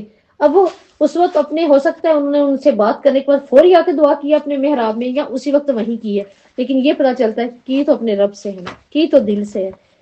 کھڑے ہوئے تھے. یقیناً اللہ نے کیا کہا فرشتوں نے؟ تجھے یحییٰ کی خوشخبری دی ہے. یحییٰ اور عیسیٰ قرآن میں 2 ایسے نام ہیں جو اللہ تعالیٰ نے خود رکھے ہیں، یہ انسانوں کے رکھے ہوئے نہیں ہیں، یہ اللہ تعالیٰ نے رکھے ہیں. اللہ تعالیٰ کے ایک کلمے کی تصدیق کرنے والا ہوگا. اتنی پیاری خوشخبری. اب دیکھیں ان کی درخواست کیا تھی؟ پاکیزہ، ہے نا، اور اللہ تعالیٰ کتنی پیاری خوشخبری دے رہے ہیں. تم صرف پاکیزہ کی بات کرتے ہو. اللہ تعالیٰ کہتا ہے میں اپنے بندے کو اس کے گمان سے بھی بڑھ کر دیتا ہوں. جب وہ چل کے آتا ہے میں دوڑ کر آتا ہوں. اللہ تعالیٰ کہتے ہیں صرف اور صرف اتنا ہی نہیں، سرداری اور بزرگی اور شان والا بھی ہوگا، حسور بھی ہوگا. حسور کیا؟ اپنے جنسی خواہشات پر قابو قدرت رکھنے والا ہوگا. نبوت بھی دوں گا اس کو، اس کا شمار بھی میں صالحین میں کروں گا، ہے نا. اللہ تعالیٰ سے اپنی اولادوں کے لیے ذریت طیبہ کثرت سے مانگا کریں. اللہ تعالیٰ کیا کر، اور یہ نہیں کہ اب میں کہوں نہیں اب میں مانگوں، مانگتے رہیں. آپ کے نصیب میں تو ان کی نسلوں کی نیت سے تو مانگے نا، ان کے لیے تو مانگی جائے نا. کہ قال ربی انا یکون لی غلام. اب دیکھیں اتنی زیادہ یاد دہانی کے باوجود بھی، اتنی چیزیں دینے کے باوجود بھی اللہ تعالیٰ کیا کہہ رہے ہیں؟ اب یہ اللہ رب العزت کو کہہ رہے ہیں. اللہ تعالیٰ زکریا نے کہا میرے رب میرے ہاں بیٹا وہ کیسے ہوگا، میرے ہاں کیسے ہوگا، ہے نا. ہم کہتے ہیں نا نہیں اب کہاں، میرے کہاں. لیکن یہاں اللہ تعالیٰ کیا کہہ رہے ہیں؟ انہوں نے بھی کہا رسول انسان تھے، رسول بھی انسان تھے. دیکھیں ان کے ساتھ کیسی کمزوریاں جڑی ہوئی. کہتے ہیں بلغنی الکبر، مجھے کیا پہنچا. 2 باتیں بتائیں اللہ کو، 2 مسائل اپنے سامنے رکھے ہیں اللہ کے. کون سے؟ بڑھاپے کو پہنچ چکا ہوں، ٹھیک ہے، اور وامرأتی آخر کہتے ہیں ایسا درخت جو جڑ سے کٹا ہو. ٹھیک ہے، میری بیگم بالکل ہی 5، مطلب کوئی اندر اثار ہی نہیں ہے اولاد ہونے کے بھی. تو اللہ تعالیٰ نے کیا فرمایا؟ اسی طرح میں جو چاہتا ہوں کرتا ہوں. اگر ہمیں لگتا ہے نا ہماری زندگی میں جہاں کام رک گیا، یہاں آگے کیسے ہوگا، کیا ہوگا، اولاد کے علاوہ بھی ہم کہیں نا اللہ میرے تو یہ مسائل ہیں، تو یہ کیا ہوگا، کیسے ہوگا، اللہ مجھے بتائیں کیسے ہوگا، مجھے نہیں معلوم، مجھے بتائیں کیسے ہوگا. تو پھر یہ آیات کھولیں، اللہ آپ کو جواب دے رہا ہے کذالک، اسی طرح کروں گا، تمہاری ان کمزوریوں کے اوپر سے ہی کروں گا، تمہیں کر کے دکھاؤں گا. کیوں کر کے دکھاؤں گا؟ اللہ یفعل ما یشاء، وہ جو چاہتا ہے کرتا ہے. یہ تمہاری کمزوریاں اللہ کے ارادے بدلیں گی؟ یہ تمہاری کمزوریاں اللہ کے غلبہ قوت سے بڑھ کر ہے؟ وہ نہ کر پائے تو پھر کر کون پائے؟ اللہ تعالیٰ ان آیات میں ہمیں تو بتا رہے ہیں کذالک، کر لو جتنے اپنے رونے رونے، میں انہی رونوں پر سے تمہارا سکھ نکالوں گا. دیکھو میں تمہیں کیا دیتا ہوں. کیا نہیں تھا بنی اسرائیل نے کہا ہمارے لیے پانی کا انتظام کریں، موسیٰ جلدی سے، صحرا میں پاگل ہو گیا آ کے، اتنے انسان لے کر آئے ہیں، جانور لے کر آئے ہیں. موسیٰ نے کیا دعا کی؟ اللہ تعالیٰ پانی دے دے، دے دیتے اللہ بارش. نہیں، اللہ تعالیٰ نے کیا دیے؟ 12 چشمے. بارش کیا کرتی؟ 3 دن 4 دن رک جاتی. صحرا تھا، کہاں وہ اس کو جذب کہاں کرواتے، کہاں کنویں بناتے، کیا کرتے؟ چشمے دیے، مستقل انتظام کیا، آگے کی ضروریات کا دیکھ کر انتظام کیا. تو اللہ تعالیٰ سے جب مانگے تو ایسے ہی مانگے، اللہ تو جو چاہتا ہے کر سکتا ہے. اللہ تعالیٰ اب تو زکریا کی طرح میرے اوپر بھی کر دے یہ معاملہ، اسی طرح جیسے یہ میری کمزوری ہے نا، ان کی طاقت بنا، اللہ اپنی طاقت دکھا مجھے. تو اللہ تعالیٰ نے کہا زکریا علیہ السلام کے ہاں اولاد کا ہونا کس بات کا ثبوت ہے؟ اللہ تعالیٰ کے ارادے کو کوئی قید نہیں کر سکتا. یہ ہم قید کرتے ہیں کیسے ہوگا، او نہیں نہیں نہیں، یہ میرا کام نہیں ہو سکتا، میرا وہ کام نہیں ہو سکتا، فلاں تو کبھی ہدایت کی طرف نہیں آتا، میری تو یہ آزمائش نہیں ختم، میرا یہ کام نہیں. بھائی نہیں، اللہ تعالیٰ کہتے ہیں میرے ارادے کو قید کرتے ہو. اللہ کے ارادے کو تو کوئی قید ہی نہیں کر سکتا. وہ ظاہری اسباب کے بغیر بھی اپنے کام کر کے دکھاتا ہے، ظاہری اسباب کے بغیر بھی وہ اپنے کام کر کے دکھاتا ہے. اور یہ طاقت اور قدرت صرف اللہ کو ہے، یہ لائق صرف اس کی شان کو ہے. تو جو کام اللہ سے کروانے ہیں نا، آج جا کے نا اس کی قدرت اور طاقت کو سامنے رکھتے ہوئے کروائیں اللہ سے. ٹھیک ہے، قال ربی اجعل لی آیہ. مزید اب دیکھیں پیغمبر ہے، پھر بھی اپنا یقین بڑھانے کے لیے کیا کہہ رہے ہیں؟ اللہ تعالیٰ کوئی نشانی تو یہ نشانی کافی تھی، اللہ کر لیتا جو چاہتا ہے. کہتے سمینا ہوا کان، انسان ہے نا، کمزور ہے، کہتے اللہ تعالیٰ کوئی نشانی. قال آیاتک اللہ تکلم الناس 3 ایام الا رمزا. اب یہ کیا ہے؟ حمل کا یقین ہو جائے، ٹھیک ہے، تمہیں لگے کہ ہو گئی یہ پریگنسی، تو اب یہ پریگنسی ٹیسٹ ہے. یہاں پر دیکھیں کیسا پریگنسی ٹیسٹ ہے نا، ہم تو پتہ نہیں کیسے کیسے ٹیسٹ کرتے ہیں. تو اللہ تعالیٰ نے کتنا پیارا ایک پریگنسی ٹیسٹ دکھایا. کیا کہ تم نے اس وقت کیا کرنا؟ خاموش ہو جانا. ہاں کہا جاتا ہے کہ ایک تو یہ کہ 3 دن تک کسی سے بات نہیں کرنی، صرف اور صرف اللہ کا کلام، اللہ کا ذکر کرتے رہنا. اور ایک جگہ پر یہ بھی آتا ہے کہ ہوا یہ تھا کہ جیسے ہی پریگنسی ٹیسٹ ہوئی، اب ان کی پریگنسی ٹیسٹ کیا ہوئی؟ یہ ہوئی کہ 3 دن تک ان کا بولنا، اللہ نے ایک گواہی لے لی تھی، یہ بات ہی کر سکے، لوگوں سے اشاروں میں بات کرتے تھے، یہ اللہ نے دیا. جو بھی ہو، اصل چیز سامنے کیا آ رہی ہے؟ اللہ تعالیٰ کہہ رہے ہیں کہ تم نے رب کی طرف متوجہ ہو کے اس کا ذکر کرنا ہے. تو یہاں بچے کی ولادت میں کیا نشانی مقرر کی گئی تھی؟ لوگوں کی طرف متوجہ نہیں ہونا، زبان بندی کرنی ہے. ٹھیک ہے، اور زبان بندی کی نشانی میں حکمت کیا ہے جو اللہ تعالیٰ بتا رہے ہیں؟ جو زبان لوگوں کے لیے چلتی ہے نا، اب اس کو بند کرنا اور اللہ تعالیٰ کا ذکر کرنا ہے. ہمارے لیے اس کے اندر کیا ہے؟ کیا جب ان کو یہ اولاد ملی تو اولاد کیا ہوتی ہے؟ خزانہ، نعمت. جب آپ کو کوئی نعمت ملے نا اللہ تعالیٰ کی، کہ کوئی خزانہ ملے، نعمت ملے، پھر کیا کرنا ہے؟ اس زبان کو بند رکھنا ہے. ٹھیک ہے، لوگوں کی طرف متوجہ نہیں ہونا، بتا بتا کے نظریں نہیں لگوانی. جو اللہ نے بھیت رکھے نا انہیں بھیت رہنے دیں، جو اللہ نے دیا نا اس کو اللہ کا دیا ہوا ہی رہنے دیں. مت بتائیں یہ کس طرح ہوا کیسے نہیں، اللہ نے عزت بنائی ہے نا، بنائی رہنے دیں. ہمیں ضروری ہے کہ ہم ہر بات کھول کے بتائیں. تو اللہ تعالیٰ بتا رہے ہیں کہ کیا کرو جب اللہ کی کوئی نعمت ملے تو ہم بھی اس نشانی کو کیسے کریں؟ شکر ادا کریں اور اس کو چھپا لیں، اس کو چھپا دیا جائے. تو اصل مقصد عیسائیوں کے عقیدے کی اس غلطی کو یہاں واضح کرنا ہے جو اللہ تعالیٰ نے ان آیات میں کیا. کیا؟ زکریا کا ذکر اس لیے کیا کہ وہ عیسیٰ کی پیدائش سے 6 ماہ پہلے معجزانہ طور پہ پیدا ہوئے ہیں. حضرت عیسیٰ سے 6 ماہ پہلے معجزانہ طریقے سے. کیسے معجزانہ طریقے سے؟ میاں بیوی ہیں مکمل آخر، مکمل آخر کس ایج میں دیا؟ اللہ کی ایک نشانی، معجزہ ہے اللہ تعالیٰ کا، ٹھیک ہے. پہلے پیدا کر کے ایک معجزانہ طور پر کیا بتا دیا کہ اللہ تعالیٰ جیسے چاہتا ہے کرتا ہے. یہ باپ سے پیدا ہوئے ہیں اور کس ایج میں، اور وہ باپ کے بغیر اب پیدا کرنا ہے، ٹھیک ہے. وَإِذْ قَالَتِ الْمَلَائِكَةُ يَا مَرْيَمُ، اب مریم کی بات آ گئی. اب فرشتے کس طرف آ گئے؟ حضرت مریم کی طرف. 6 ماہ بعد کی بات ہے یہ. جب فرشتوں نے کہا اے مریم یقیناً اللہ تعالیٰ نے تجھے چن لیا ہے اور پاک کو اور تجھ کو پاک کر دیا دنیا بھر کی عورتوں کے لیے، عورتوں کے اوپر منتخب کر لیا. اچھا یہ فرشتہ پہلے بھی آتا، فرشتہ پہلے بھی آیا کرتا تھا، تبھی آتا ہوگا نا، اور اس کو جو پاس آتا تھا ایسے کیسے آ جائے؟ تو اس کا مطلب پہلے بھی آتا تھا. اب ان کے ساتھ مریم علیہ السلام لگانا، ٹھیک ہے، کیونکہ وہ پیغمبروں کے لیے ہوتا ہے علیہ السلام، تو پیغمبروں کے لیے ہوتا ہے، اور صحابہ کے لیے رضی اللہ. اور آپ نے دیکھا لوگوں نے بعض اوقات اپنی گاڑیوں کے پیچھے یہاں لکھا ہوتا ہے جگہ جگہ، ہے نا، حضرت رضی اللہ علیہ السلام، علیہ السلام. علیہ السلام تو انبیاء کے لیے، اور ان کے لیے، آپ کے صحابہ کے لیے رضی اللہ عنہ ہے. ہاں ان کے بعد ان کے تابعین کے لیے رحم اللہ آتا ہے کہ اللہ ان پہ رحم کرے. تو یہاں پر ان کے لیے علیہ السلام آتا ہے. لیکن علماء یہ بھی کہتے ہیں کہ یہ صدیقہ تھی، کیونکہ اللہ تعالیٰ نے ان کو نام اور لقب دیا ہے آگے سورہ نساء میں صدیقہ کا، کیونکہ ہمیشہ علیہ السلام اللہ نے مردوں کو نبوت کے لیے چنا ہے. نبوت کے لیے اللہ تعالیٰ قرآن میں ایک جگہ کہتے ہیں ہم جب بھی چنیں گے رجال ہی چنیں گے، مرد ہی چنیں گے. تو اللہ تعالیٰ نے مریم علیہ السلام کو کیسے چنا؟ براہ راست ان کے اندر اپنی ایک روح ڈالنے والے، ٹھیک ہے، اور جس طرح اللہ نے حضرت آدم کے اندر روح ڈالی، ان کے اندر بھی براہ راست ڈال دی. 2 کاموں سے انسان کو پاکیزگی حاصل ہوتی ہے جو اللہ تعالیٰ یہاں بتا رہے ہیں. کس کام سے؟ عبادت سے اور رجوع اللہ سے. اب ہم چاہتے ہیں کہ ہم پاکیزہ بن جائے، پاک بن جائے، پھر ہمیں کیا کرنا پڑے گا؟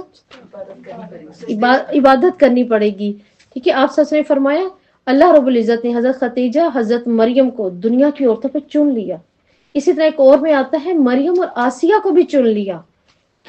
اب ہر بات ہم جو ہے نا اپنی دین کو ہٹا دیتے ہیں، دین کو ہٹا کر کہتے ہیں نہیں یہ شوہر کو پسند نہیں، شوہر پر بات لگا کے دین کو نہیں چھوڑنا چاہیے. آسیہ نے شوہر پہ بات رکھتے ہوئے دین کو نہیں تھا چھوڑا، ٹھیک ہے. تو اللہ تعالیٰ کہتے ہیں کہ چن لی گئی تھی. پھر اللہ تعالیٰ 2 کاموں کے لیے چنتا ہے. کن 2 کاموں سے؟ عبادت اور رجوع اللہ. اللہ تعالیٰ نے دنیا بھر کی عورتوں میں سے حضرت مریم کو کس کام کے لیے چنا؟ دنیا بھر کی عورتوں میں. کیا کوئی کسی نے ایسی پیدائش بھی کی؟ کسی نے نہیں کی.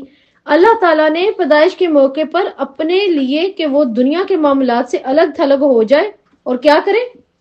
عبادت کرے. اللہ نے عبادت سے اپنے قریب بھی کر لیا. اب دیکھیں یہ کام کس نے کرنا تھا؟ ماں نے منت مانگی تھی بیٹے کی، کیونکہ وہ میں نے خالص کر دینا ہے. بیٹیاں تو خالص نہیں نہ ہوتی، بیٹیوں کو تو نہیں چھوڑا جاتا تھا ادھر. اب اللہ تعالیٰ نے وہ چیز وہیں رہنے دی، ورنہ گھر کی بیٹی ہوتی تو وہ تو دوسرے معاملات بھی کرتی، باہر بھی آتی جاتی. تو لوگ پتہ نہیں کتنے الزام تلاشیاں کر دیتے اگر اس طرح سے ہوتا تو. اب اللہ تعالیٰ نے کیا کیا؟ وہی کام پورا کروایا منت والا، بیٹی دے کے. الگ دھلگ بیٹھی رہے گی، پوری دنیا گواہی دیتی رہے گی ہر وقت ان کے الگ ہونے کی، ان کی عبادت کی. کفالت بھی اپنے خاندان کے آدمی سے کروائی جو نبی کے درجے میں تھے، ان سے کروائی. اب کوئی کہہ تو نہیں نہ سکتا تھا کہ یہ غلط تھی، ان کا کردار غلط تھا، نہیں کہہ سکتا تھا. اللہ تعالیٰ کو بہتر پتا نا کیا دینا کیا نہیں دینا، اللہ جانتا ہے، انسان نہیں. اللہ تعالیٰ نے ان کو الگ کیا، عبادت کروائی. عبادت سے کیا کروایا؟ اپنے قریب کیا. وہ پاک ہوئی، بہترین چن لیا. پھر دوسری بار ان کو کس چیز کے لیے چنا؟ پہلے عبادت کے لیے چنا، پھر چنا بن باپ کے بیٹا پیدا کرنے کے لیے، حضرت عیسیٰ کو پیدا کرنے کے لیے. یا مریم اقتنی، اے مریم تو کیا کر؟ اپنے رب کی اطاعت کر. اور کیا کر؟ لِرَبِّكِ وَاسْجُدِي وَارْكَعِي مَعَ الرَّاكِعِينَ، تو کیا کر؟ سجدہ کر، رکوع کر. دیکھیں عورتوں کی جماعت جو حدیث میں آتا ہے ام ورقہ اپنے گھر والوں کی امامت کروایا کرتی تھیں، ٹھیک ہے. اور کیسے کرواتی تھی؟ آپ صلی اللہ علیہ وسلم نے کہا تھا ام ورقہ تم نے اپنے گھر والوں کی امامت کروانی ہے. ہاں کیسے کروانی ہے؟ تم نے صف کے بیچ کھڑے رہنا ہے. آج اگر ہم کہیں نا بھی عورت امامت نہیں کروا سکتی، تو عورت امامت کروا سکتی ہے، بالکل کروا سکتی ہے، لیکن صف کے اندر آ کر، سب کے اندر کھڑی ہو کر امامت کروا سکتی ہے۔ اور دوسرے نمبر پر ایک اور چیز معلوم ہوئی ہمیں اس آیت سے، بہت خوبصورت۔ کیا پتا چلا؟ عورت، بہن، ماں، بیٹی، بیوی کے علاوہ بھی کوئی رول ادا کرنا چاہتی ہے، اور اس کا وہ رول ہے دین کی ترقی۔ دین کا کام بھی تو کرنا ہے اس نے، دین کو بھی تو ترقی دینی ہے، یا ایک ہی رول رہ گیا؟ پھر ہم نکل ہی نہیں سکتے، بچوں کا بھی ہے، یہ بھی کریں، وہ تو اللہ نے دی ہے، آپ پہ ذمہ داری ہے ہم پہ بہت بڑی، لیکن اس کے علاوہ ایک رول ہے عورت، مسلمان عورت کا، اور وہ رول کیا ہے؟ اللہ کہہ رہے ہیں اطاعت کر، مستقل عاجزی۔ اکڑنا اللہ کو نہیں پسند عورتوں کا، مستقل عاجزی، اور کیا؟ مع الراکعین، پتا چلا کہ جماعت کے ساتھ بھی رکوع کرنے چاہیے اپنے رکوع کے علاوہ۔ اور یہ بھی معلوم ہوا کہ کیا کیا جائے؟ اپنے دین کی ترقی میں اہل رول ادا کیا جائے، کس طرح میں اپنے ایمان کو پختہ کر سکتی ہوں، میں اپنے ایمان کی اصلاح کروں، ٹھیک ہے؟ اور حضرت مریم کے لیے اللہ تعالیٰ نے حکم کیا دیا ان آیات کے اندر؟ سجدہ کر، جھک، عبادت میں مصروف رہو، ایسی زندگی بسر کرو جو صرف اللہ سے جڑی ہوئی ہو۔ تو کیا یہ حضرت مریم کے لیے؟ تو ہمیں ایک ایسی زندگی بنانی ہے نا اپنی انشاءاللہ جو صرف اللہ سے جڑی ہو۔ ذالک من انباء الغیب نوحیہ الیک، یہ غیب کی خبریں ہیں۔ کون ہے یہ خبریں دے رہا ہے؟ عبادت کے کون لائق ہے؟ ہمارے سارے معاملات کس کے پاس ہیں؟ بس اللہ ہی کے پاس ہیں۔ آپ کو نہیں معلوم آگے تو ہمیں کیا کیا چاہیے، کیسا کیسا چاہیے، اللہ کو معلوم ہے۔ اللہ سے کہیں اللہ تو غیب کا مالک ہے، تو چاہتا تو غیب کھول دیتا، چاہتا تو نہیں کھولتا، تو اپنے غیب سے میری مدد کر۔ جو ہم آپ کی طرف وہی کرتے ہیں اللہ ہمیں نہ بتاتے تو ہماری رہنمائی کیسے ہوتی ہے نا؟ ان اتنے پیارے کردار والی عورتوں اور مردوں کی زندگی سے ہم کیسے رہنمائی لیتے؟ ہم تو نہ لے سکتے، یہ اللہ نے ہم پر احسان کیا۔ اللہ کہتے ہیں ورنہ آپ تو ان کے پاس موجود نہیں تھے، کیا آپ تھے؟ میں تھی؟ کیا محمد صلی اللہ علیہ وسلم موجود تھے؟ اللہ کہہ رہے ہیں